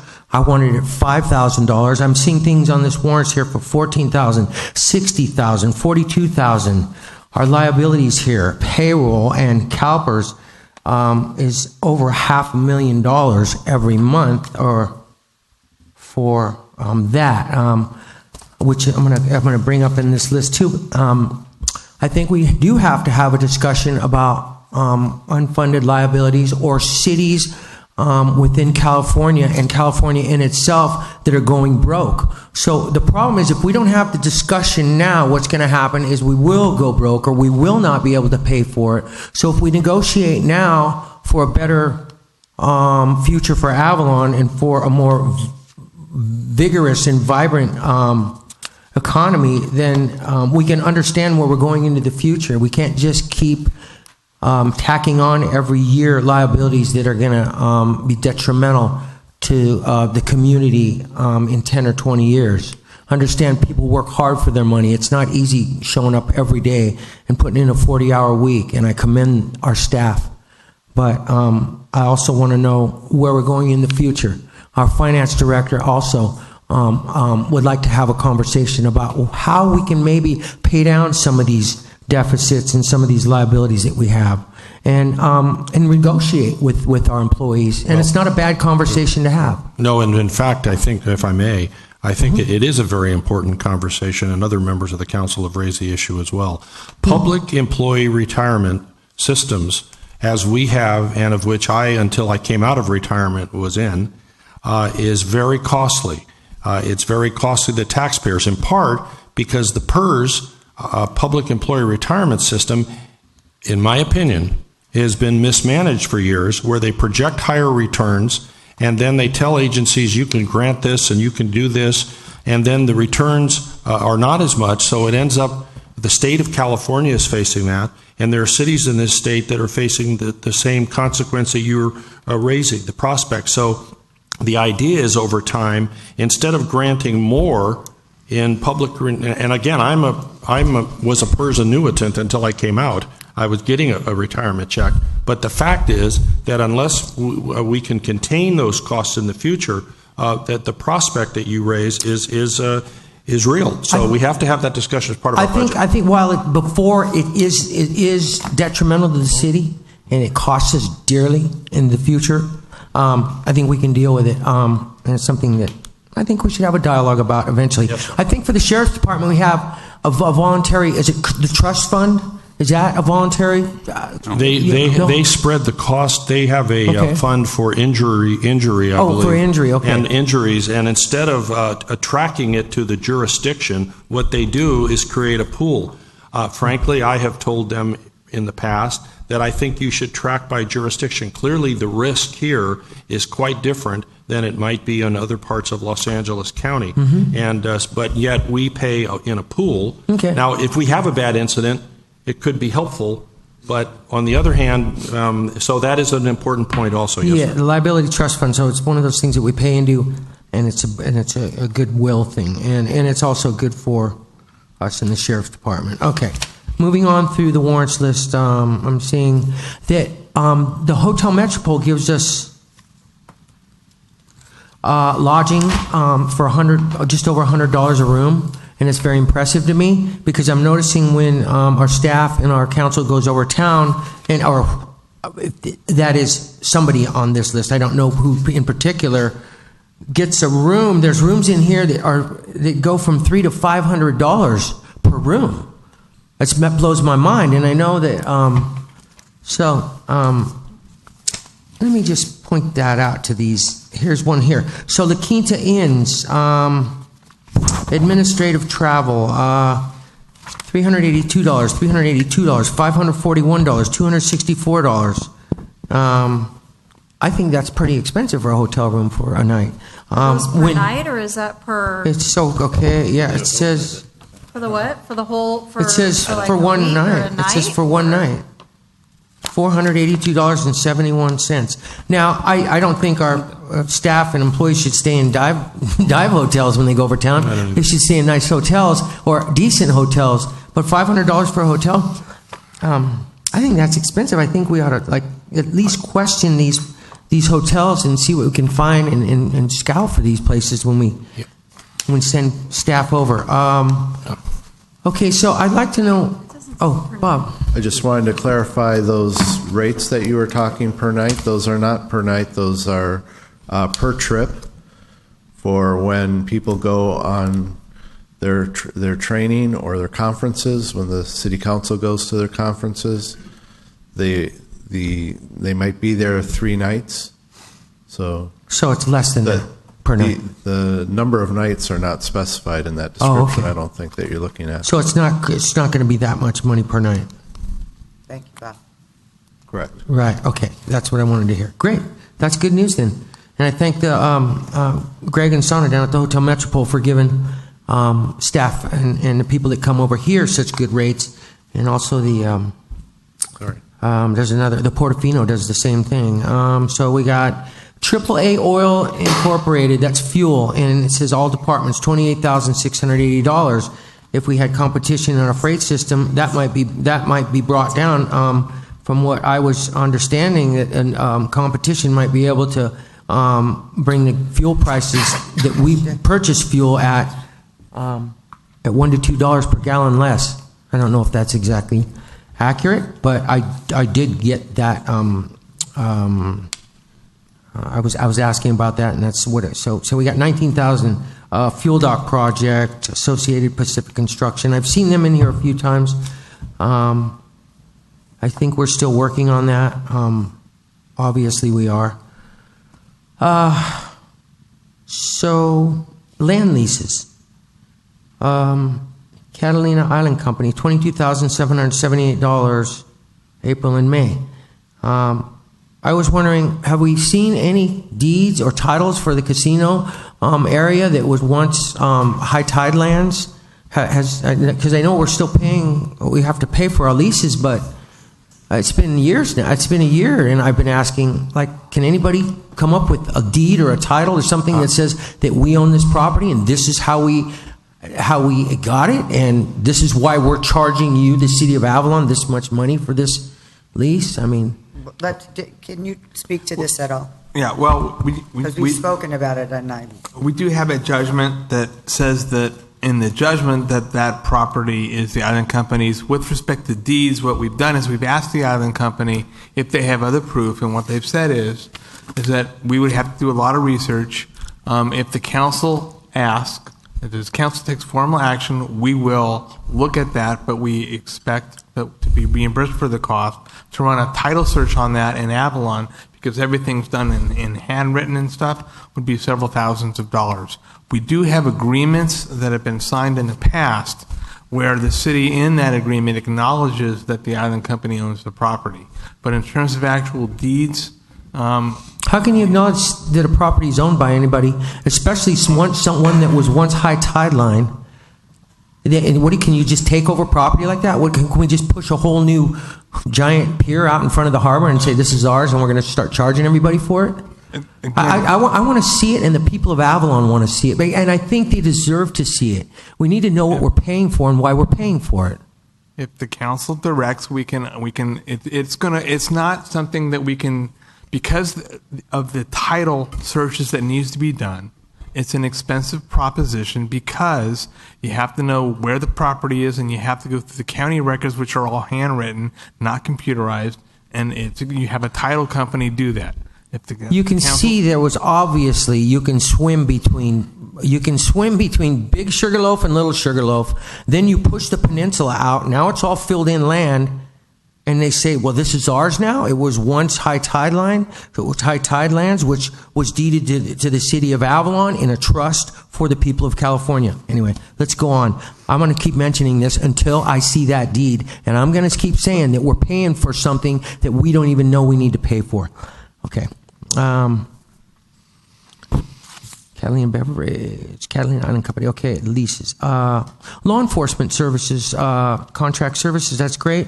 I'm wondering if that includes the law enforcement services. I wonder if that includes the hotel rooms. Are those something that we pay for extra on top of the leases that we have? No. My understanding of the contract with Los Angeles County is that Los Angeles County pays their deputies. Something just moved here. So they pay their deputies some amount. I believe it's 70%, but it may be less. Okay. And that's for their quote housing. And my understanding is we do not pay, or there's not any extra that we pay them for that for housing. What about the reserve deputies? Yeah. Sir? The reserve deputies. Yeah. Yeah, reserves. Okay. That's what this is, right?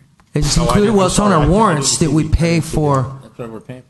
That we pay extra for. There's hotel rooms on here that we pay extra for that. those who are regular. Sheriff Hawking regular can maybe officers. speak to that one. Thank you. Or we can, Like the work that street out. patrol I'm people just that come curious. for the weekends, we do pay for the hotel. Yeah. And food Okay. and parking. Okay.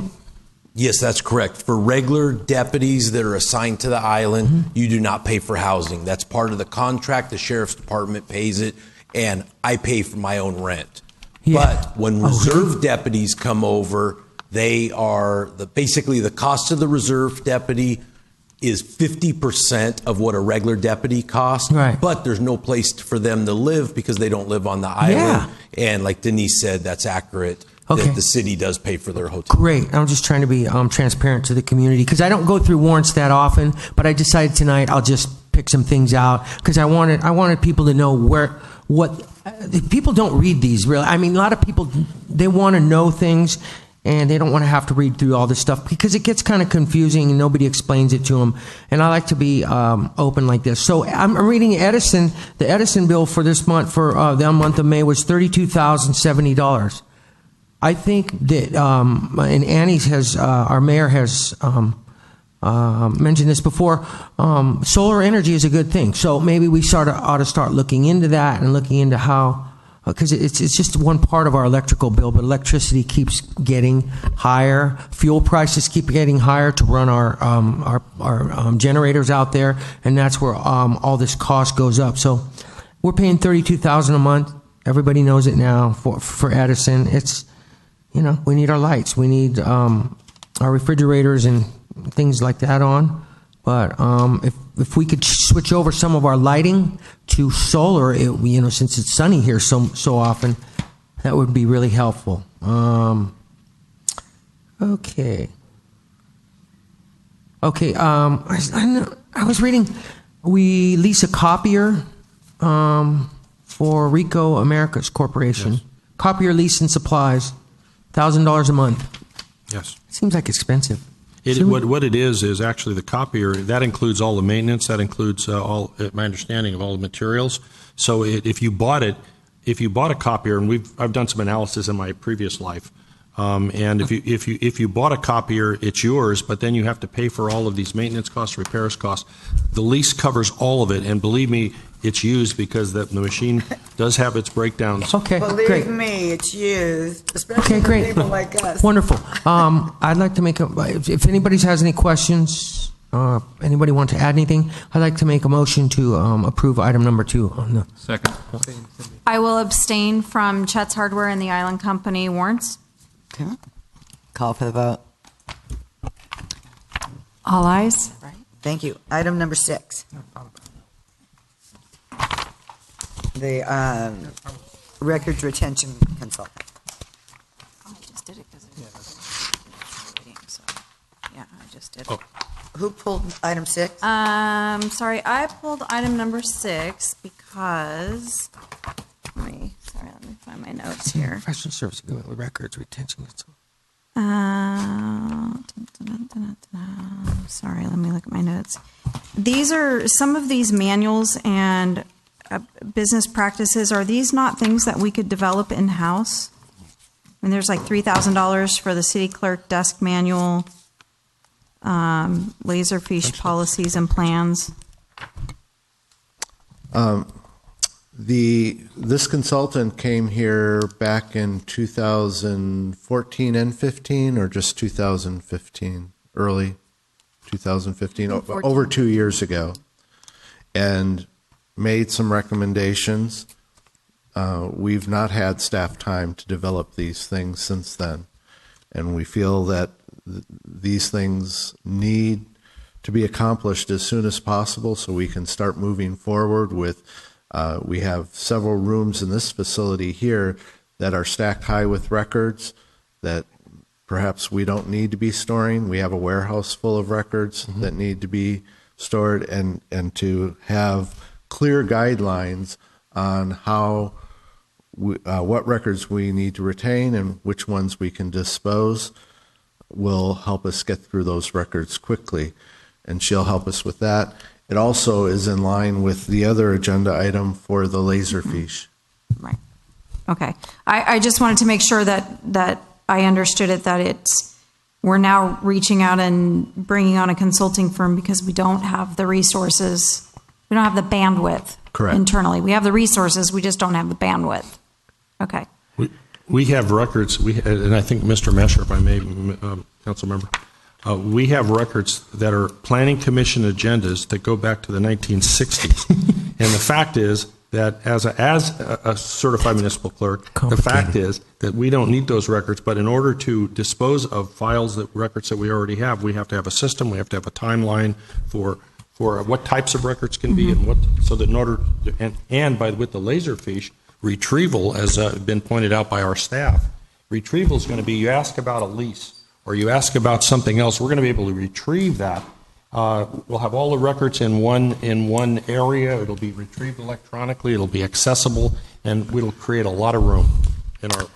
And I think it's important to note that this consultant that we're going with here is an expert in this field in municipal record good to hear. retention. Yes, they are, So they're yeah. giving us advice exactly what we need to do and what to say for how long. And like we say, we've got rooms of stuff. So as we get the Laserfish on, we're going to be a transparent city. We're going to be able to retrieve records. You're going to be at your workstation and have all of the records of the city at your fingertips with the ability to search those. Right now, if somebody asks us for a record search, it's very time intensive, and we don't know every record that we have. And 'cause it's all not- of this is regarding another item on the agenda. Yes, yes. That's not this particular one that I pulled. So certainly in favor of the Laserfish and all of that. I just wanted to know what we were spending. The $25,000 is we're spending, because I remember talking about this a couple of years ago, is we're spending it because we don't have the bandwidth to do it. That's correct, That's all. but it goes So- hand in hand with getting the records set up in the software and Right. doing it all at one shot. Great. And just so the council knows, coming soon to a council meeting soon will be the City of San Jose email policy, which the Supreme Court has determined that your personal emails are public property, subject to disclosure. And so we have drafted a email policy that will require all emails to be on city emails. And we have a process by how those are transferred to the city on city business. So that'll be coming to you shortly. Scott, isn't it that the Supreme Court case in the San Jose case, didn't it say that the emails on your private PDA could be public, but the way that that's retrieved is a little bit unknown at this point in the. But your point is, if it's all city business is done on a public PDA or whatever it is, then we know that it's there and it would be public. In other words, we get a lot of requests, probably 3 or 4 every week for public records. And so if it's asking for emails, we know that from dates forward, it's all done on the at City of Avalon email. It's much easier to search than going through your personal. And so the Supreme Court has said, initially, if you have a policy, which staff is reviewing, that we don't have to have the city attorney go through all of your personal emails. You can do it yourself and determine what is a public record and what is not, but you have to have the policy. So that's why we've drafted the policy. It's coming to you. And then if we get a public records request, we would send an email or a request to the council saying, hey, do you have any records? And then you need to sign a declaration saying, I've looked and this is all I have, and you're done. And the Supreme Court has said that that's acceptable for the time being. Okay, so my question is, so you will be telling us what is considered that kind of a document that could be record requested, because should we not then be sending all, and I don't know if the city clerk's computer has that bandwidth, but should we not be, anything we write, be sending them to her so that when push comes to shove and it's requested, she's already got it and doesn't have to go to everybody's machine? So that's the big debate that cities have done, and there are two thoughts. One is for all of you to migrate them right now to the city within a certain number of days. I'd say about half the cities have done that. The other half the cities in their policy have said it's only, because that's going to be a lot of work, it's only once you get a request. So that's going to be up to the council to set that policy. Whether it's all migrated right now to the city emails, which you just forward all those emails, or you wait until we actually get a request. But that doesn't really, if you're logging into Office 365 and doing your email from any computer, that's not. If it's on only a city email, if you declare that all your city work is done pursuant to your city email, then they don't need to search your private devices. It's the issue of when you're using personal emails, And again, so we're going to have the policy, and then it's required to have training. Is So this- so that's coming. Does this stem from the Hillary Clinton thing? I mean, is that- No. It extends from a City of San Okay. Jose Supreme Court case. Really? Okay, so I have a home computer and I pay the bill on that, but I check my city emails on that sometimes. So I would like to just remove the city from my home computer because I pay the bill on that. You know what? And I'll put everything on here, but is that what we're getting at? Is you guys can come into my house and check my computer now? That's why we're adopting the policy, so that's not the case. Okay. Because there's nothing illegal there, but I don't think it's anybody's business what Petty Catalina is and what Joe Sampson at City of Avalon is. And what the Supreme Court has said is that council members and employees can self-certify that I've done a reasonable search into my emails, and this is what I'm producing, and that's enough, and that the city cannot come and look at your devices. That's what the Supreme Court has said if you have the policy. That's why we've drafted in the policy. San Jose, what happened was there was a case involving, I believe, the now defunct redevelopment agency. And there was an allegation made by a plaintiff that business was being conducted not on the city servers, the city emails. That city business was being conducted between commissioners of the redevelopment agency on their private, and there was a suit about and that is what resulted in the Supreme Court says no, you have to disclose it if it's about city business. That's why that all came about. And it started years before Hillary. Years before. Years before. Oh, okay. Hillary. Yeah. Well, that's interesting, and because there's a storage issue for me. I mean, obviously, all the stuff that the city's dumping down on my computer, I don't even want it there, really. I mean, but I do it out of convenience, and since I am a possession of the people of Avalon, I like to streamline that and not have to come up to the city hall every day to check my emails. But you know what? If that's the case, I'll do it. No problem. Okay, so I'll make a motion to approve agenda item number 6, authorizing the city manager to execute an agreement with Gladwell Governmental Services to assist in the development and implementation of the city's record retention policy, not to Second. exceed $25,000. Second. seconded by Councilman Sampson. Call for the vote. All ayes. Thank you. Item number 7, Well done. Law Enforcement Services Agreement. Yes. So where? Go. City Manager. What was there a question? So I just Joe initially pulled it. I asked for it, but I just wanted to make sure that we just discuss it so that the general public knows what we're paying. And so we're contract amount $1.4 million, and it will be provided for in the fiscal year 17-18 budget in the general fund account 10240-5110. So that the trust fund, the liability trust fund, and the general services have gone up a little bit, right? A bit for the contractual. Correct. And just to clarify that the liability trust fund is like their self-insurance. Mhm. It's not Okay. related. It's for their liability insurance. Okay, great. So we're asking a lot of the sheriffs, and we're getting a lot.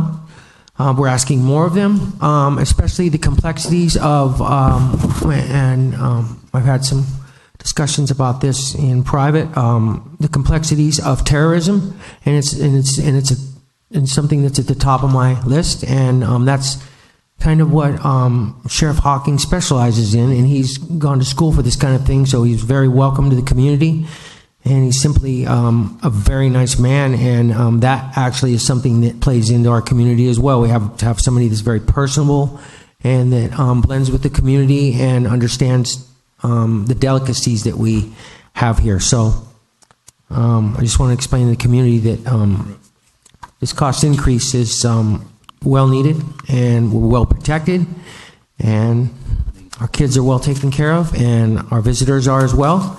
And we got the sheriffs keeping an eye on the community in all ways that we can possibly have, and we can get assets here in a matter of minutes.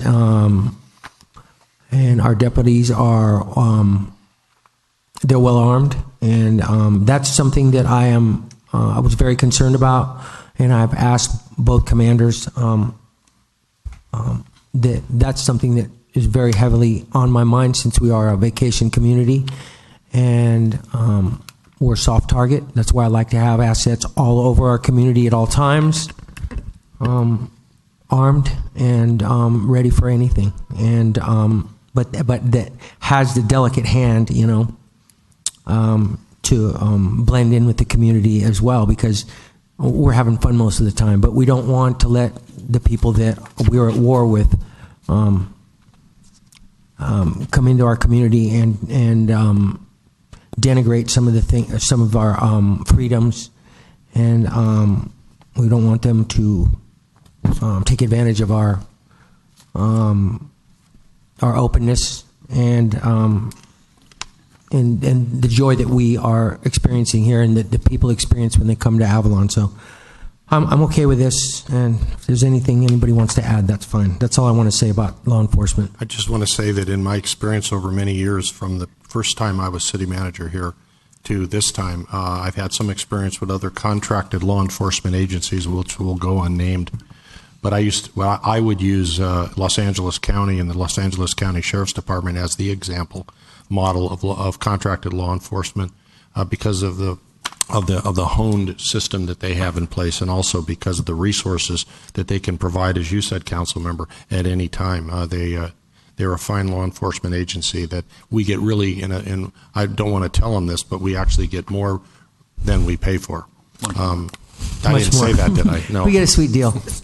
So, since Captain Hawking came all this way, I think we should have him step up to the podium. Mm-hmm. Thank you.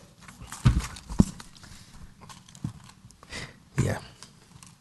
I don't know that you need this document that we have here, but I think your point is well made, and I would like a little explanation, because looking at the services and all of that, I mean, a lot of this isn't us. I mean, this looks like a little budget sheet, and we get one of these and one of these and one of these. So it looks as though, based on this, we have 4 people that we're paying for. 5 people. 5 people that we're paying for. 1 person a shift. Yes. So just kind of, it doesn't have to be long drawn out, but just kind of explain so that the community knows what other bang for the buck we're not having to pay we're getting. Yes, ma'am. I think Mr. Jenkins said it perfectly. You pay for 5 deputies. If you did the math, how can you run a sheriff's station 24 hours, 7 days a week with 5 deputies?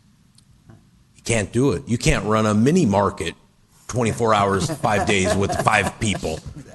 What you don't pay for specifically, how it works is when you buy 5 deputies, you get a supervisor, 1 sergeant with those. You get 1 secretary. So there's items. But what you don't physically pay for is a detective, 2 secretaries, a jailer, 5 dispatchers.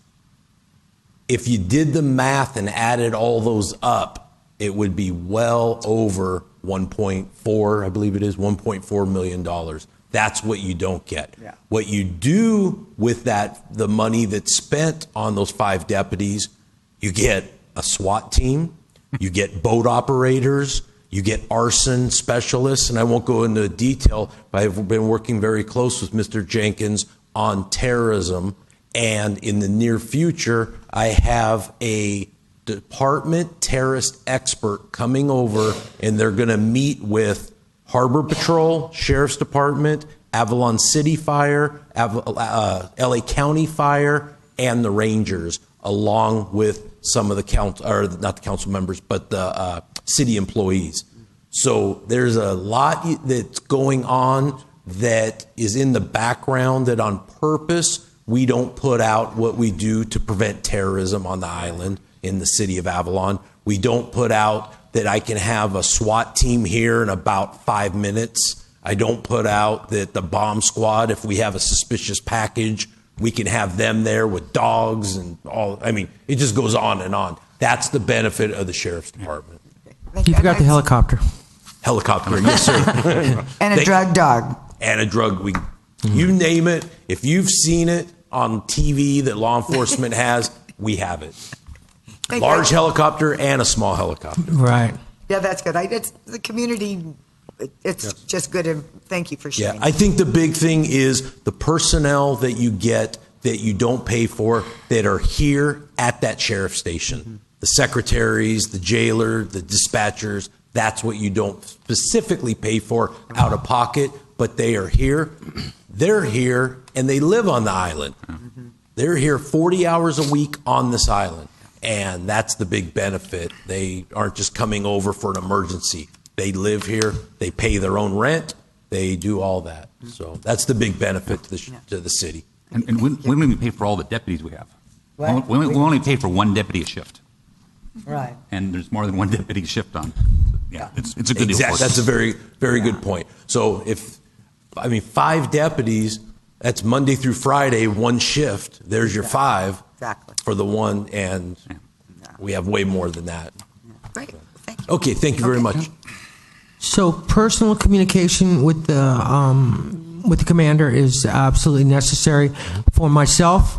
But I allow him to do his job, and if there's ever any complaints in the community, I take those complaints to heart, and so does Lieutenant Hawking and Captain Hawking, and when we mitigate our problems firsthand, personally, and we don't need to go farther than that. So we have an understanding as well that goes beyond what the contract says, which is, we discuss things immediately when there's a problem within the community, and I like having that communication level, which I did with Doug as well, and I'm proud that we have these guys here at this point. Thank you. Is there an action? Annie, you had brought up earlier when we were talking about getting the council together as a group with the sheriff's department and just having a conversation, which I absolutely support.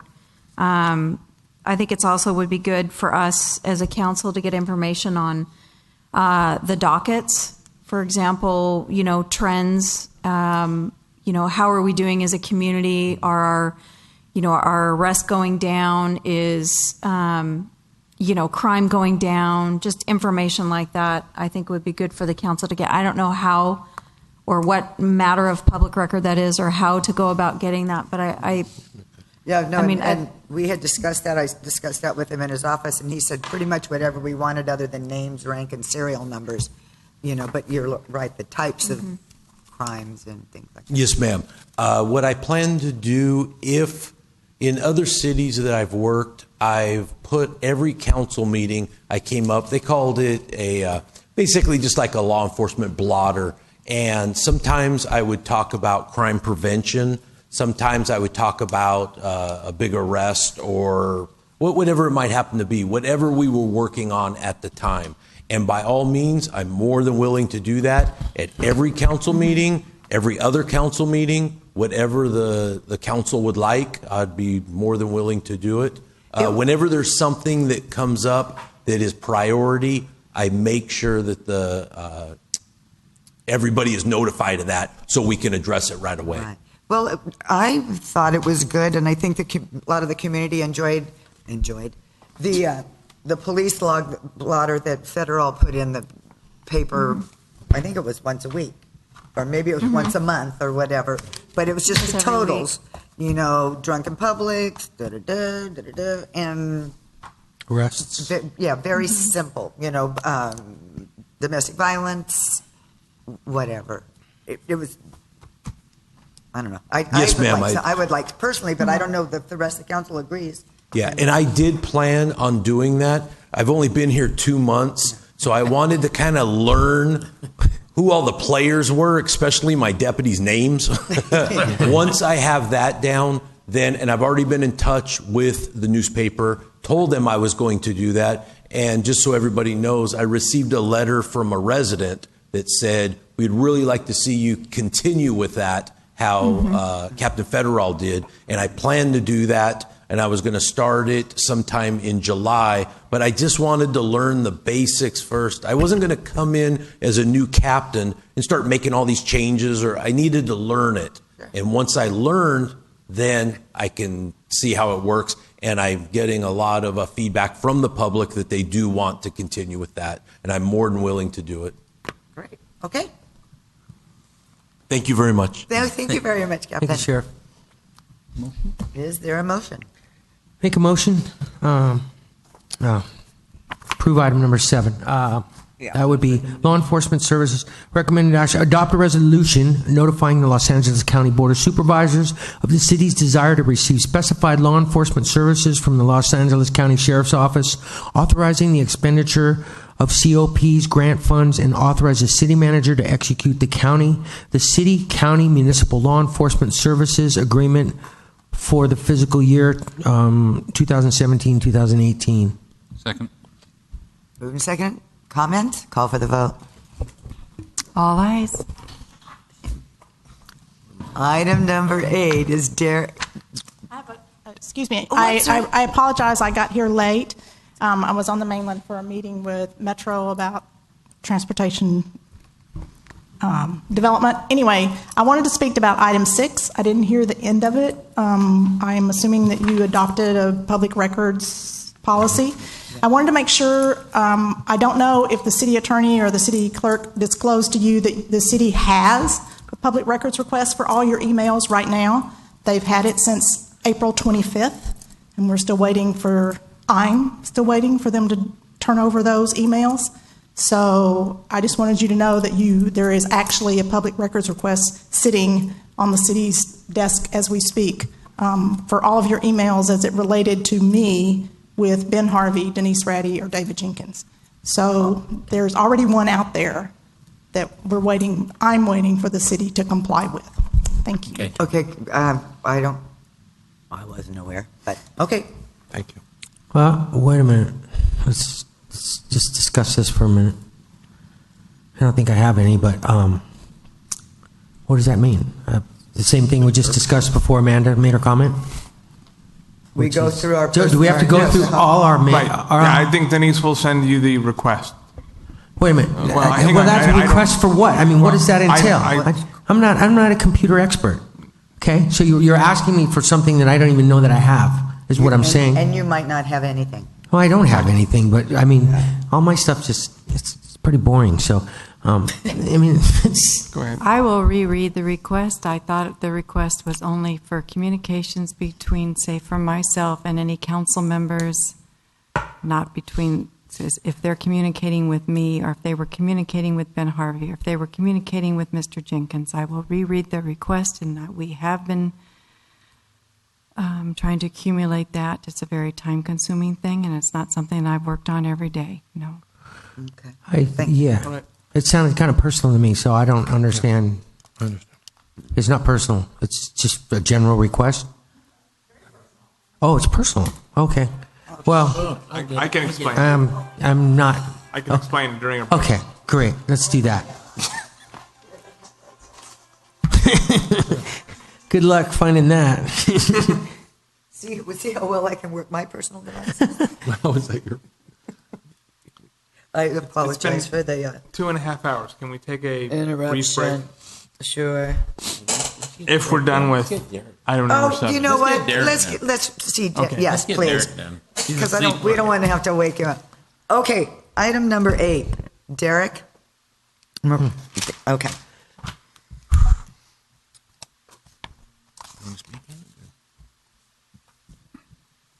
And Derek, why don't you step up to the podium just in case anybody has any questions? Because this is a general business item. So I think we've all read it. Are there questions, or did somebody want to give a recap? Do you want to go ahead? I would really like the vehicle clerk to come out of the back, because this is his expertise. And Dudley Moran is hearing us as we speak, I think. He's going like this. No, he's moving. He just had to set the camera right. Yeah.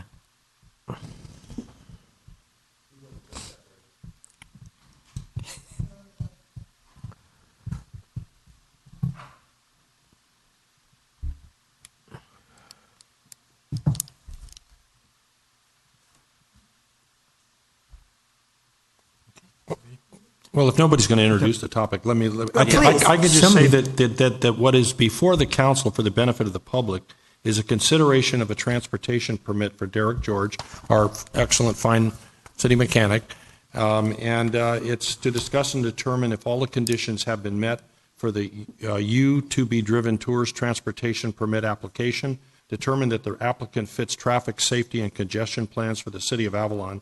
City staff is recommending a 1-year trial period to allow staff time to further evaluate the applicant's operation and determine if the business does not adversely impact quality of life. And I will say, for the record, that we have a personnel policy in the city that says that if there's second employment, this gentleman does an excellent job as our mechanic. He's an expert in what he does. He's well regarded. But for second jobs, it requires that the department director sign off so that there's an evaluation done to determine if a second job would interfere with any way with his duties. And the director of public works has determined there is no conflict and has no problem with this application going forward. Thank you.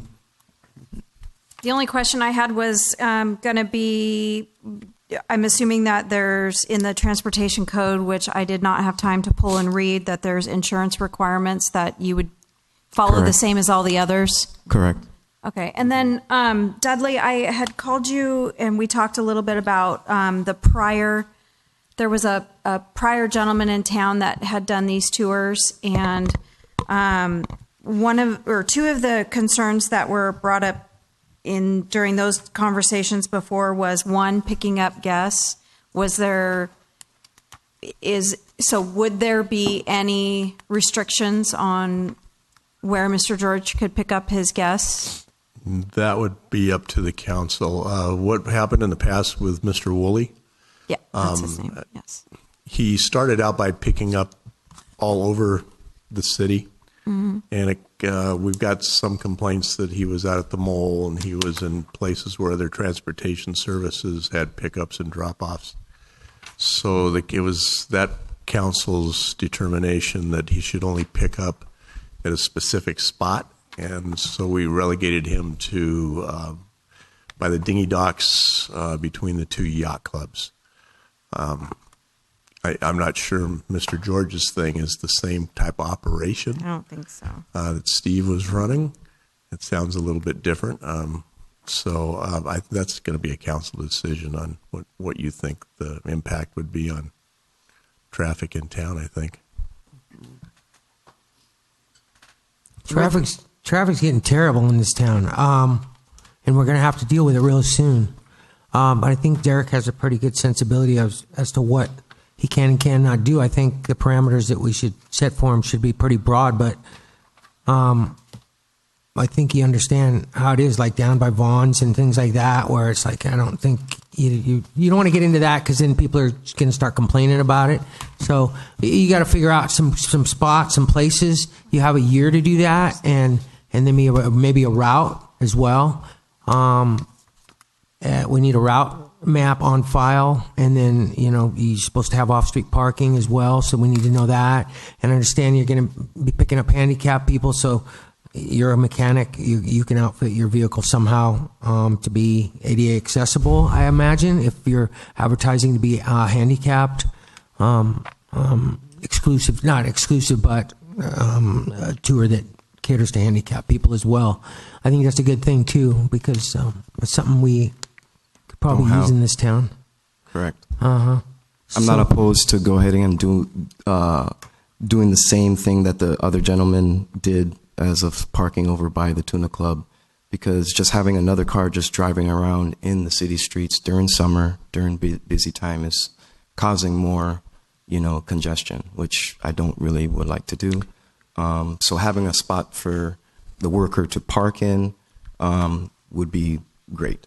Yeah, it's going to be. It's going to have to be. You're going to have to be reclusive in that area. The recluse in that area, and find that spot where you can be. I mean, Steve was pretty good about that. Yeah.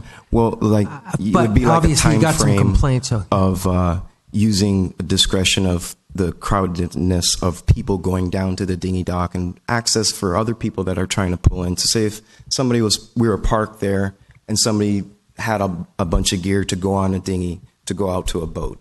Yeah, we're just going to go ahead and pull out and let that person in because we're just there to get business at that point for the walkers that are going on via Casino Way. So in title, if we haven't got any business within a certain time frame, the gentleman would just move on. So you would book tours, you'd be on call service for one, which means people just coming by can flag you down and say, hey, can I get in with you? Because you obviously have a signed tour business. Correct. But you can also online. You would also be online booking Correct. as well. Okay, I understand that. Because I'm going to be sharing the streets with you as well with my pedicab service. And I'd be happy to give you some information about how I function without getting into accidents and without being a detriment to the community and to the traffic, the way the traffic flows. I'm trying to slow down traffic anyways for people to hang loose a little bit in town instead of gunning it and trying to fly around town like what I've seen with the new Scions, which really concerns me actually.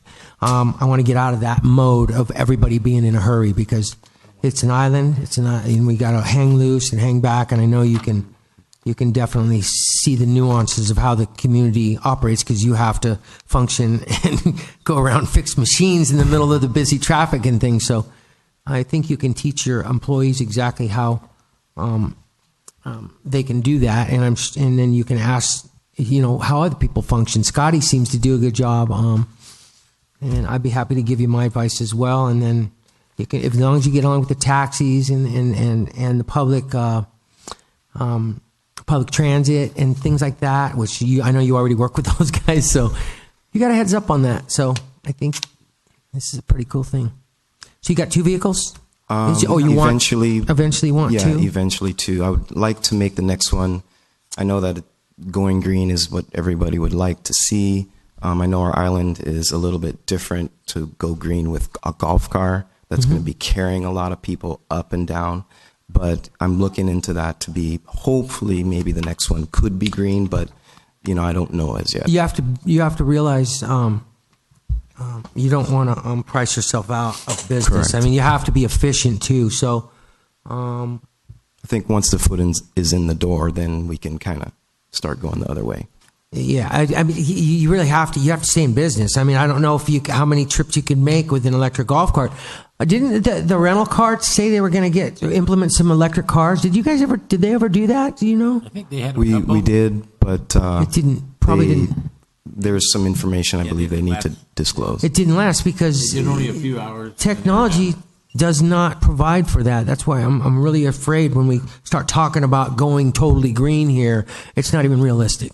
The technology doesn't provide for vehicles to go up and down hills all day with an electric vehicle. So I think we need to be realistic. Plus, we generate our electricity with fossil fuel anyway. So it's half a dozen of one, 6 of the other. One question, does a hybrid qualify to be, I know it's not fully Hybrid? green, but do you get your extension of your length if it's a hybrid with a golf cart?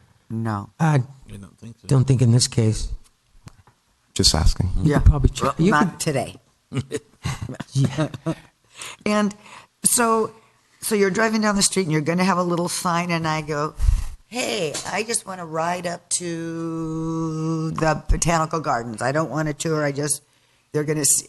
Will you pick those up? Would he be, and I'm looking at Dudley, is there a restriction from picking people up like that based on the permit we're offering? How do we do that? That's something that we're trying to figure out. Because that's basically like what Uber would be. That somebody but they're not flagging you down, but they're calling you, but you're running into the person. So is it realistic to just hand that off to the taxis, or is it good business to go ahead and take care of them? Yeah, I don't know because I think we have to do that. So you can put conditions of approval on this. This is for tours, and so you can require, as the granting of this permit, that he file maps that will be in the location where he's going, so it's not becoming a taxi company. But in other words, he picks people up, and this is a certain route, a number of routes, depending on the price and the interest of the people. This is where you're going to go. So it's not just from one location to another. A tour, you drop people off at the place where you pick them up. Also, too, it's more or less, it started out as a concierge service that is a tour. So I don't know if that you see that in the paperwork. It's concierge service is where the consumer, the customer, will ask the direction or the location to go at some time. But you're offering a tour also. So meaning that, yes, you want to go on a tour, we will be going on a tour, and it would be at a certain route. But if, like you're saying, a person stops and asks you, is that a service, others, because also too I have their like date night where we would be doing transportation from restaurant to bar or whatever. So you wouldn't have a visitor or a resident driving drunk in public. So it's kind of something that helps, the flow a little bit, but it's just adding to it as the car's on the road. So then a question that I have, if Derek is running a tour business, we get a percentage of his tours that Admissions he books. tax, yes. The admissions Correct. tax. So with that, then I would like to make sure that we have a receipt system so that it's not just a cash system and a numbered receipt of some form of bookkeeping, that when we audit, we will know that, $800 went into your pocket, but you only pay us for one tour. Okay. So something, and if that's not unreasonable, but then if it's a cab service, kind of like this, go ahead, you're going to talk? Well, my only concern is, again, on page 2 of your staff report, you have the conditions that need to be satisfied for him to get this permit. And so in order for him to grant the permit, he would have to show, for instance, for a taxi service, that there is not a suitable alternative other than his vehicle. So that's why this was kind of geared toward not a taxi service, but a tour, because the tour is not being offered right now. You would have to determine, if you wanted to allow him to use this as a taxi service, that the existing taxi service is not providing sufficient service for people to use that taxi. It's got to be a tour business, right? I mean, he's requesting a tour business. Is that what it is? Concierge tour business, correct. Okay, so I don't know what that concierge, so I understand the concierge thing. You just talk to people and you give them, because I'm a concierge as well. That just goes along with you being somebody who knows about Catalina, and you understand, you can tell people about things and make phone calls to certain tour areas and recommend whatever your customers want. But It's as almost far like a as travel agent, basically, setting you're setting up other events or other activities that they could do if they ask. That's what they, when they call and say, we want to do this, or we want to go boating, what is our options? We would direct that, Joe's rent a boat, hey, you're going to need to go down there, Basically, that's what a service does. It does all the legwork for you. Can you do that while you're on the streets of Avalon in a vehicle like that, like pull over to the side of the road and make calls, or is that something that you would do? You do prior. Prior to, yeah. Everything would so be you would prior. do that online or correct by phone. Okay, so it's just a tour business then. Well, it is, but But then we he's don't- saying some things that aren't exactly. Yeah. What? Because he's saying, Yeah. okay, if I want to go out and drink, they can pick me up, he can take me here, and then he can pick me up a little later probably and take me there. Or Yeah. you stop him on the side of the road. Now that's not a tour, that's like a cab service. I think it just needs to be defined, like what your route is and where your pickup points are going to be. That way, the city knows, like that way when. I think simpler is you pick up the people and you drop them off at the same place. There you go. I mean that's a tour. That's not taxi. And you try to find a spot that's like not in the middle of town. I think that would be good. Because we made Scotty like pick up at the plaza, so he had to range through the island company, and he did. He was able to negotiate that to be able to pick up and drop off there. And at in between the Tuna Club also, he was picking up from that point, or was he telling them to go back there and picking up over That there. yeah, but there's no spot there. There's a red zone there, so I wouldn't have. What's that? That was Steve. Oh, He could load and unload in front of the dental office. He's got a handicap person. There's yeah, you're gonna have to figure out where that's One at. thing I don't want is anywhere where we have our public transportation to have you pick up there. Anywhere our electric buses go, I don't want him to be there, so that wouldn't cause anything. That's one of my little concerns. And if Ole is right, if it's kind of like Mr. Worley had, if it's one location. Or I mean, I'm not sure it necessarily has to be one location. Well, yeah, I could pick him up at a hotel. Pick them a hotel. As long as you take them back to the hotel, you're not Right. providing taxi service. You're providing a tour. Right. And that's what I think it should Is it reflect. because we'll be making competition for taxi service? Is the problem because it's just one car? Yeah, SAC taxi's regulated. Right now. It's It's also regulated. The definition of tour. Yeah. A tour picks somebody up and takes them back to the same place. Otherwise, it's transportation. Well, he is asking for it. If we could take a 3-minute break, I need to talk with Councilmember Sampson about one minor thing. Okay. Okay.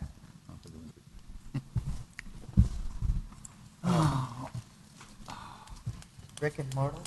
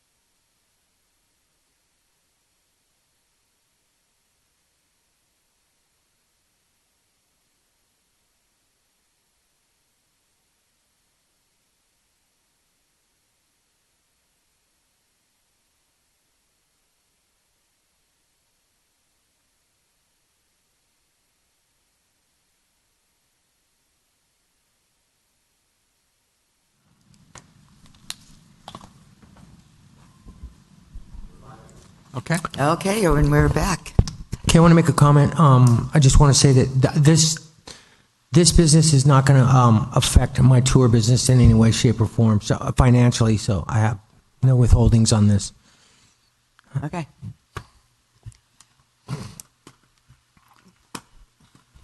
I would just want to have clarifications on, and I think Scott brought this up, whether you're going to designate this as strictly a tour operation, or is it something that you can pick somebody up off the street and go? I mean, when we start looking at writing down terms and conditions on what he's going to be able to do,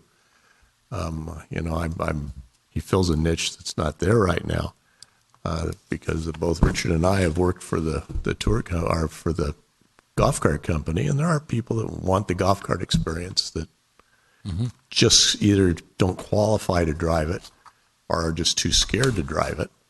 So, if you're looking in that direction, but you also got to, like Scott said, are you a taxi service, an Uber driver? What are you? So But we I had thought a we just would conversation need some about it. clear, I would Okay. just want some clear stuff before I had to write any kind of terms and conditions down, even if it's contingent on just a year's trial period, just so we had some clarification there. Why don't we just be specific a little more? I thought the golf cart rental companies, at least one of them, came before the council asking for the opportunity to be able to have a driver. Was it just a discussion, or did we make a decision No, to allow for it? I don't think we even Was had to always a discuss it. discussion, I think the Whitakers provided somebody if somebody just did not want to drive. I'm not sure Buddy ever did. Not that I'm aware of. Not that I'm aware of, but Which I always thought was a great idea.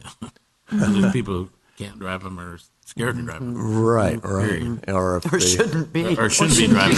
Yeah, clearly. or we get For the most part, shouldn't be foreigners driving. without a license Sure. who can't drive. Sure. But I would just want some real good clarification on what this business is. I will move staff recommendation that temporary permit for 1 year trial basis, and that it only be provided for tours which begin and stop in the same place. Doesn't say they just have to stop between the yacht club and the tuna club, but if somebody wants to get picked up at a hotel, as long as they go back to the hotel, I mean, that's reasonable conditions. Just one more thing, and I think it's at the bottom of the staff report, is that we have a couple of missing pieces still. And I think Derek's working on it, and I don't think it's his fault that he doesn't have it yet. Island Company approval on what roads he On the can road operate conditions, yeah. on. We've asked that from every person who gets a transportation permit. And so I don't it's think I think condition- it's somebody in the Island Company that hasn't provided that to him. Did Steve get that? Mr. Worley or whatever? Did he get the Island Company permission? Yeah, He everybody did. we've asked, Segways, everybody we've asked that they, because you can't really make too many of the routes in town without traveling over one of their roads. I mean, you can't go up the Country Club Hill without their permission. Right. Can't go around Three Palms or Hogsback. Right. So that would just be something I think would be contingent on doing the final approval. If that's something you I'll want to amend my add, motion. something you want to add to that. Okay, second. Yes. And so just so I'm clear, and I'm absolutely in support of this as a tour company, but not as a taxi company. So it's not being able to flag somebody down on the street and take them from here to the. Correct. Okay. All right. And a form of receipts that are And a documented- auditable. Oh, and just one more thing, as part of a transportation thing, and it goes with the golf cart rentals too, is that you need to post all your rates, whether it's by the hour, by the 2 hour, by the day, Right. by the 15-minute, whatever it is, but you have to have posted rates too. Right. Great. Okay. Okay. Double amendment for that. Okay. Okay, wait a minute, I want to make sure I have them all. Staff recommendation, SCI approval, insurance, proof, form of receipts, that is for the audit, and post rates. And that it be a tour, which is Yes. starting and ending Stop at and the same place. Why, before we call for the vote, Derek, is this something you think you can live with what we're saying? Okay. Been a motion. Is there a second? We did. Comments from the community? Call for the vote. All ayes. Go get some rest. Okay, yeah, Congratulations. Good luck. yes. Item number 9. We're gonna take a break. We just did. Come on. How'd you miss that? We've only got what? Okay. We're close. We're okay. How come I don't have an agenda item 10? I guess this was informational unless you have questions. But on number 9, yes. That's about me attending June 27th, Yeah. the U.S. Mayor's. They're talking about upholding the Paris Agreement. However, there's a lot I don't know, and I think it's important that we be educated. These mayors, and I sent you, did you see I sent you a big giant thing on the agenda for that conference, which is pretty Okay. intense. No, I didn't get it It's yet. very intense. Oh, yeah. And so it's strategies, implementations, and solutions to climate change. So I think it'll be, the sea rising and the ice caps melting probably and everything else. When is it? It's on the 27th. Of this month? Yes. And it's about emissions and all these other things. So I think it's important to get the information. It's not like I don't think I'm going to be signing some big scroll with the mayor of the city of Avalon. I think I'll come back with a lot of information that it may be something. I mean, personally, I believe that there is something called climate change. Some people don't. So might be also a point for policy for us to set up a policy that we feel, and I probably will be getting examples of what other cities have done and that are a little more progressive than us. Absolutely. So, and I think it's important that we understand exactly what the Paris Climate Agreement says, and the Kyoto Protocol as well. The Kyoto, because it's very similar. And it's where this Paris Climate Agreement stemmed from, was the Kyoto Protocol, which was the first climate agreement that was given to the world from Japan. And they adopted that. So I believe that there's a lot to understand about it. I just want to make sure that that this doesn't turn into a bashing of the President of the United States and whatever his policies are. I want to make sure that it is us going forward with trying to understand what we can do to better our community. And that's it. And we support, globally, what we can do to make the planet better. I mean, whether you agree on climate change or not, there's the things that we can do to make the planet more sustainable and green and without. So, and it's a free conference for me. I do have a hotel room that I will be staying in, but I'm coming back the next day. Mayor, Avalon really has been a leader, I think, in looking at a sustainable community. If you look at what the council's adopted in its general plan, you look at its policies as you proceed with the local coastal plan, there's lots of things you can do locally and are doing locally or plan to do locally. What we can do to influence what China does or somebody else is more remote, but you are already taking action. I think that's why you said that this is why it's important to see, what other cities are doing locally and how you can make a difference in your community, which I think you already are. Well, that's nicely said. Thank you. I'm really interested to see it. I'm excited about it for you. I was hesitant at first after looking through the Paris Climate Agreement because there's some financial obligations that they're asking of countries, which could be the reason President Trump stepped out of it. But all the same, I am excited, and I'm sorry. If I could make it, I would with you. I would love to do it. I can't wait to hear what your feedback's going to be and what kind of information you bring home from it. Just don't commit to giving them a bunch of money yet. Not yet. Okay. Out of our own pocket, that's fine. Yes, that's right. A lot of money. Okay. Thank you. Now we. Public hearing. I know, but 10 is on there, but there's nothing in here. So It was in What's email, 10? Thank the copy of the Right. letter regarding support. Yes, so everybody got that, and it's on its way. Thank you. Okay, public hearing. Can we Did just you have wanna- an action, formal action affirming that that letter was acceptable? So moved. Oh, second. Moved in second. Public comment? Nope. Good. Call for the vote. Good. Okay, All ayes. Item number 11, public hearing on the sewer, salt water, and solid waste services for 1718. Bob Mesher. Good evening. Good evening. This is the formal public hearing for the sewer, saltwater, and solid waste service fees. To hear public comment on the rates that were presented in April and on the notice that were mailed to the parcel owners in April, and then discussed or briefly discussed at the last city council meeting. So, Well, I'd like to, comments from staff first? I mean, from council? Not, we'd like to open the public hearing for comments. Public comments, Mr. Goslin?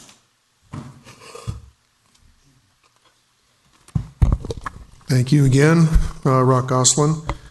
I haven't really changed too much of my thought process since 2 weeks ago when I spoke in, a little bit of disgruntled about these fees. I still feel that there is some onerous burdens that aren't being equally spread around. I still believe that a lot of these can be addressed by keeping in place one of the fee structures you already have but have not enforced. I think fee structures on sewer connections can be looked at a little closer for hotels and restaurants, whereby if a hotel or restaurant chooses to go through the expense of maintaining an on-site laundry facility, that they still need to pay for that. And that a hotel like mine, who has been using Catalina Laundry for 14 years and putting a very small impact on the sewer system per room, per pound of laundry washed, isn't lumped into the same category as a hotel that's using an unfiltered, high water-used machine to do its laundry, gets off scot-free.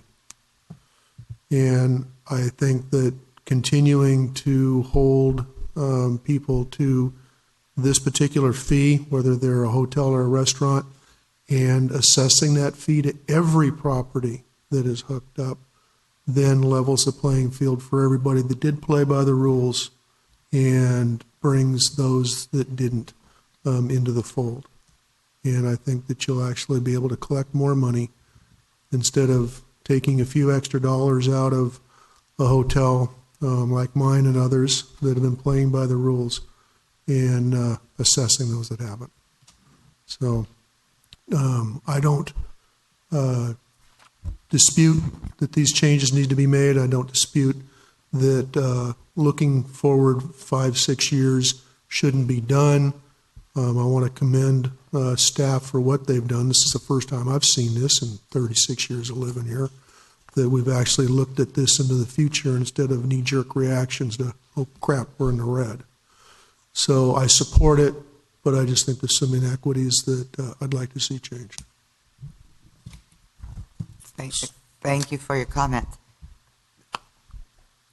I don't know what it is, but I don't want to say it's like getting soft, but I'm kind of understanding this a little bit, and I guess I have maybe, don't want to say empathy.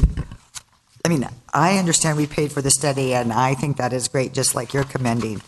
And I don't want to have to reinvent the wheel and go back. I don't know, and when you say, Mr. Goslin, that the ones that have been playing fairly and blah, blah, blah, and all of that, I don't know what those kind of numbers of hotels or restaurants are. I mean, if we, I don't really want us to go back and have to open the whole thing up. If yours is really more obvious than others, I don't mind us recommending that perhaps we consider looking into your situation. However, if we look into yours, and after my conversation right now on the microphone, how many people are going to come up and say, now look at mine, and now look at mine, and now, how do we avoid that, I guess? Well, and I'll answer that. It's not really reinventing the wheel. It's moving some numbers around. It's using both wheels you already had. You had a system that was not being properly administered to, in my opinion, because there was some people paying a fee and others that weren't. And now that one particular fee structure, that being hooking up a commercial-sized washer, commercial-style washer to the sewer system, wasn't being paid for by all those that were hooked up. You've got some restaurants that are using my service. You've got some restaurants that are using their own machinery. God bless them. I don't really care.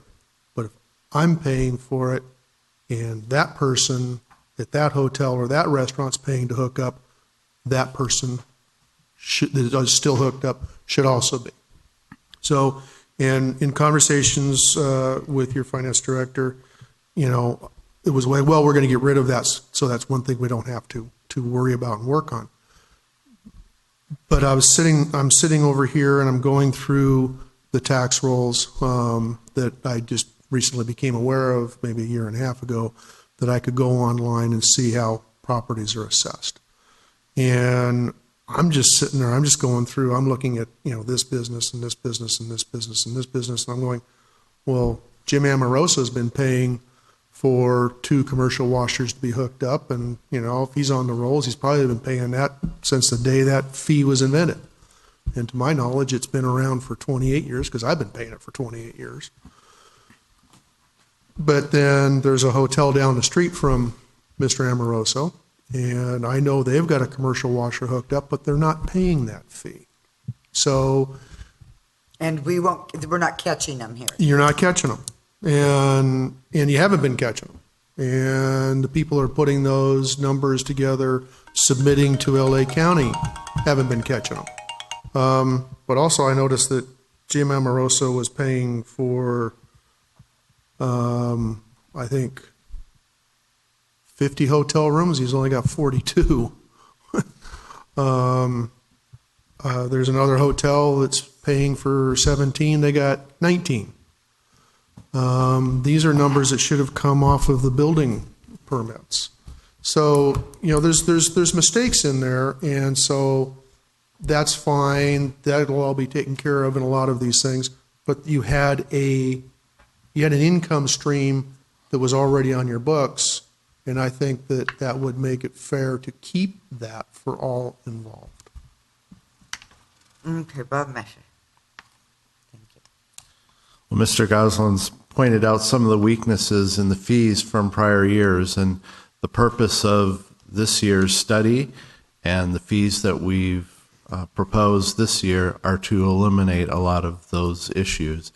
If we find that our records are incorrect and we're charging incorrectly because we have the wrong room count, those are things that may happen, and the city can address those in the future when they're discovered or pointed out. But the point of these fees are not to increase a revenue stream. It's to make sure that our costs that the city has to operate the sewer, salt water, and the solid waste, the operating costs are covered, and the capital improvements and maintenance is covered. So, and staff recommends these fees because they will be able to do that. The only thing I would add is that the law does not require a specific fee set for each and every property. You just have to set rates and then you apply them. I would also note that the money, especially for the sewer, is going to be continually used to comply with the cease and desist order.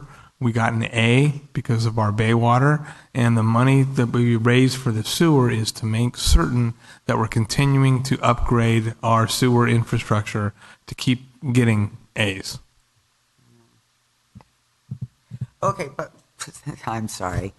But when the audit was done, when the company came, do they go to the sites like hotels? And so, I mean, how do they verify any of the numbers that were there? When he says some have commercial, then they've never been. How do we? Because nobody, if I'm not being billed for one, I'm not sure not going to tell you. I mean, how do they do that? The city building inspector would have to inspect it to identify if there is a discrepancy, or the owner can notify us and tell us that the way we're charging doesn't match the number of rooms that they have or the equipment that they have. Okay. Someone could report another business. Those would be the ways that we would find. Okay. I mean, I really hate to, when you mention a hotel and then they go, oh, I'm going to be up tomorrow, and for 30 years I've only had so many rooms, and I mean, I know there's a statute of limitations on that, but I don't want, that bailiwick I really wouldn't want opened if we can avoid it. Well, okay, thank you. So a question. Would a hotel pay per room, and if they had a laundry, would they pay per machine? That was the former rate structure. The proposed rate structure is that if a hotel has their own facilities, there's not an additional charge, that the charge for the hotel is based on the standard indices for hotels, which typically does include laundry facilities. I have to ask, do the Airbnbs and the vacation rentals pay this fee? No. Oh. They would pay the residential rate. Residential rate. Is the commercial rate more?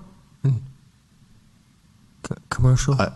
Is it more than what? The hotels? The hotels pay more than what the Airbnbs and the vacation rentals pay? I would refer you to the notice that has the rates.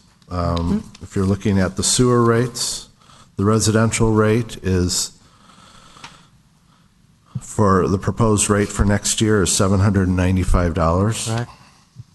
The hotels are scheduled for $437 per room. So if you have a 3-bedroom vacation rental, you're paying more in a hotel. Oh, I see. Because hotels use a lot more than the... No. You don't think so? They use a lot less. Than the residential? Most residential are occupied year-round. Most hotels are occupied 60%. No, they used to be year-round, yeah. Oh, you mean residential dwelling units are rated by how many rooms are they charged? No, just by the unit. Just by the unit. But if you use the vacation rental as an equivalent of a hotel, if you had a 3-bedroom house, you'd pay for 3 hotel rooms. But we don't do it that way. Uh-huh. I'm the one that should be complaining. I live in a duplex. I'm going to be paying over $1,500 for billion. Yeah. Well, you're paying that now. No, I am. But, okay. What's the pleasure of the council? Oh, I need to close. Any public comment? More public comment?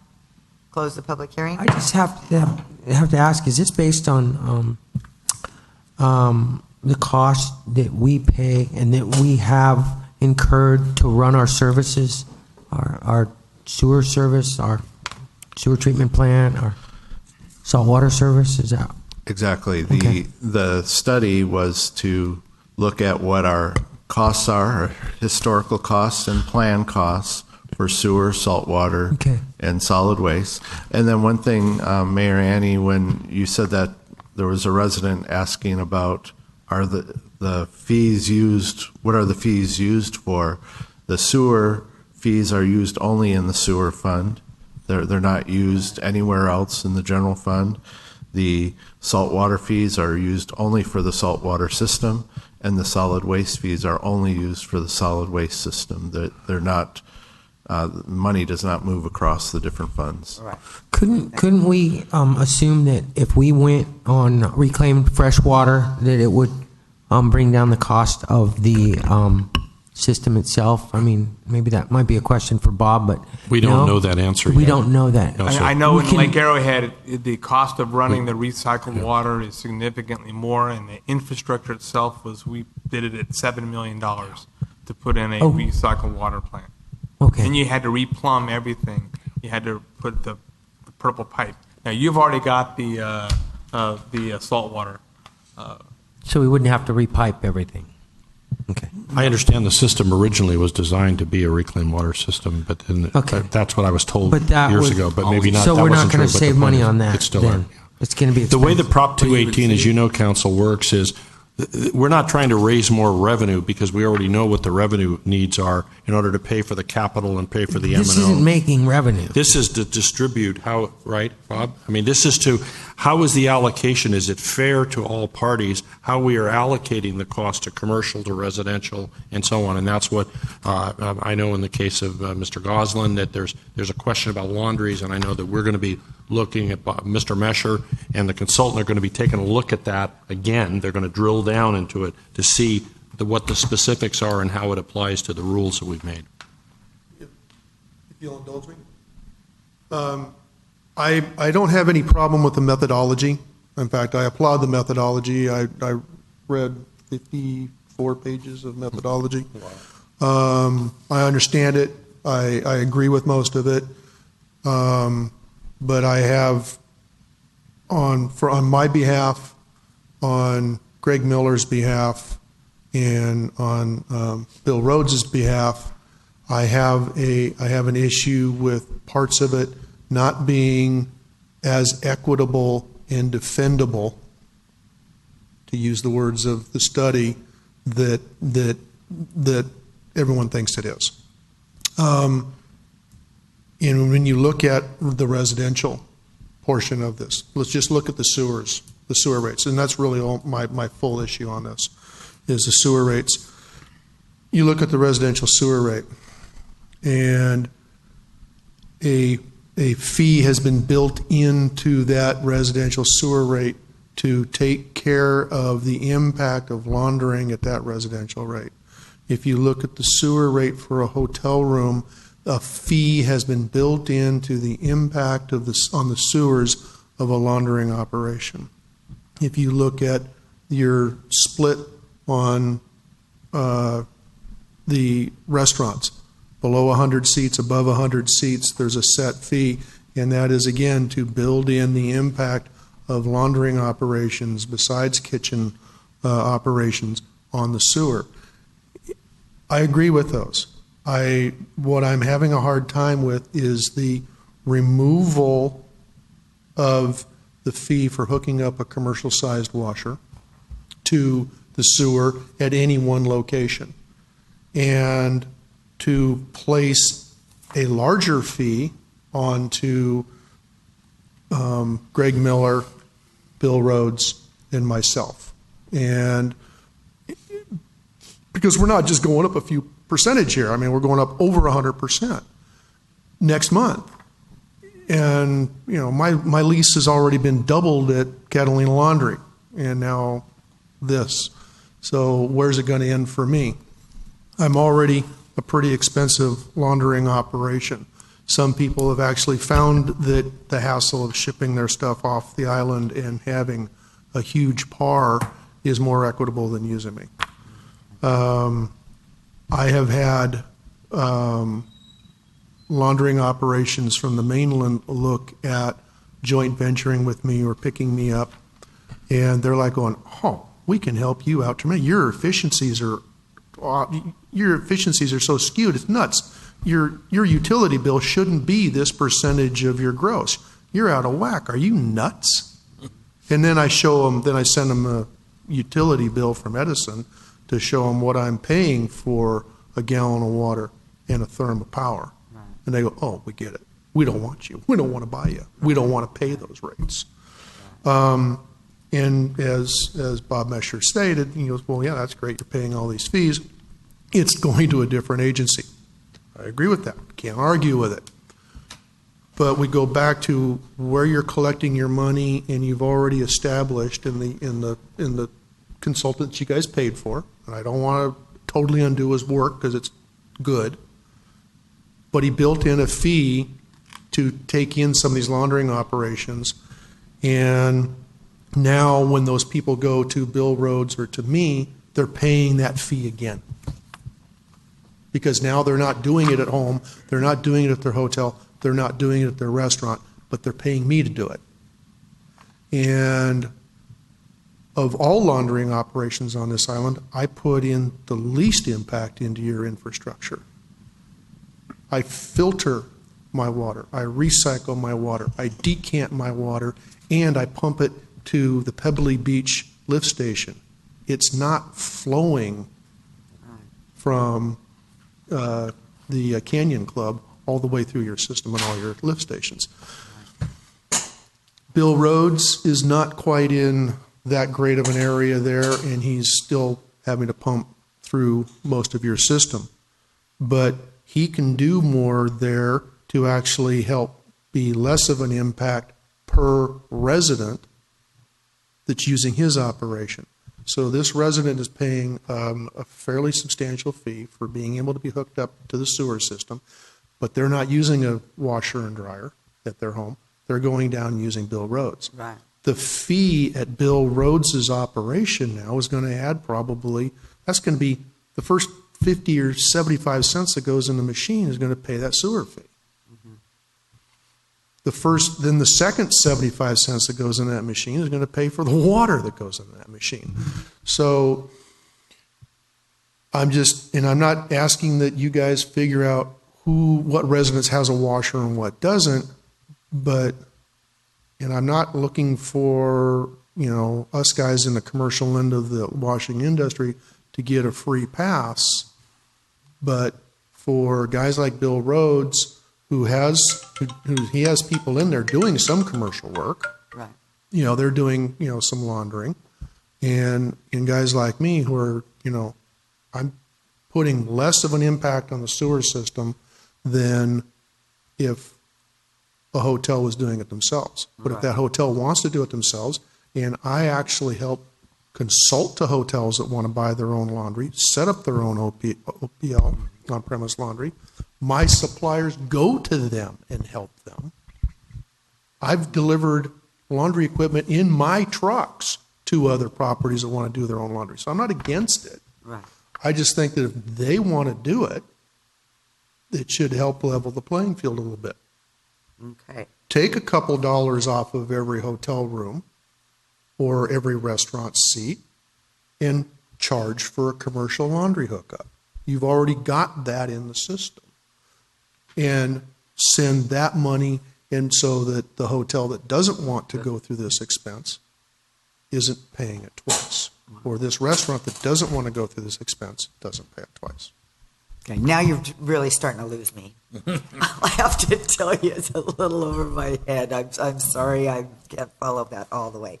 There was one thing in this staff report that says one business owner commented the sewer service or almost doubles.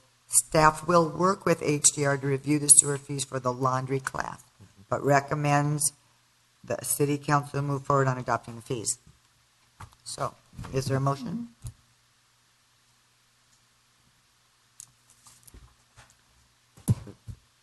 No motion? No, I'm just, we're working with the laundry.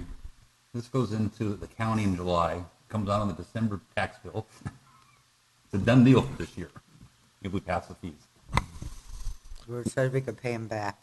What I'm proposing is that we move ahead with the proposed fees as originally proposed, and that HDR and I will continue to look at the laundry class, not just Mr. Goslin's business, but the other two businesses, and request that they have that they obtain their water consumption from Edison, so that we can identify how much water they're consuming in a year, then compare and divide that by the number of machines that they have to find out what the average water consumption is per machine, then compare that to what a typical residence would consume in water.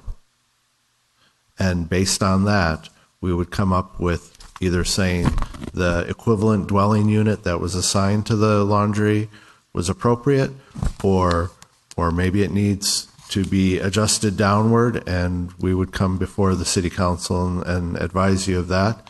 If it resulted in a lower fee, then The city could refund the laundry class businesses directly if it's already on the tax bill.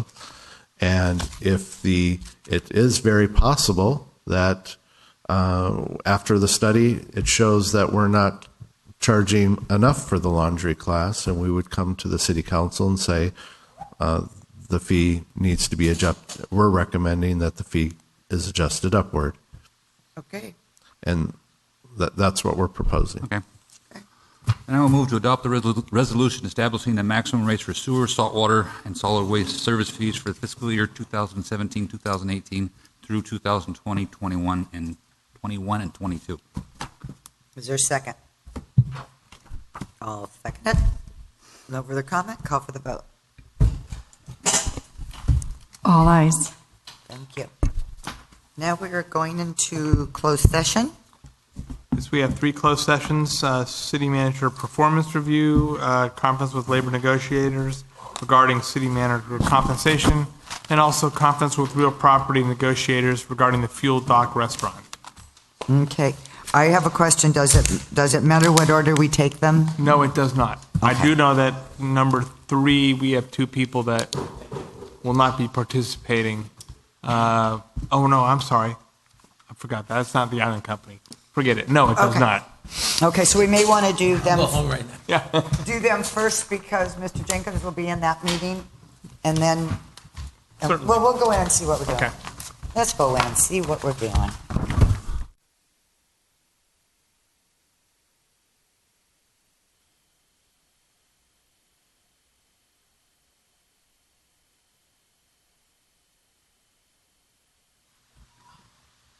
And we are back from closed session.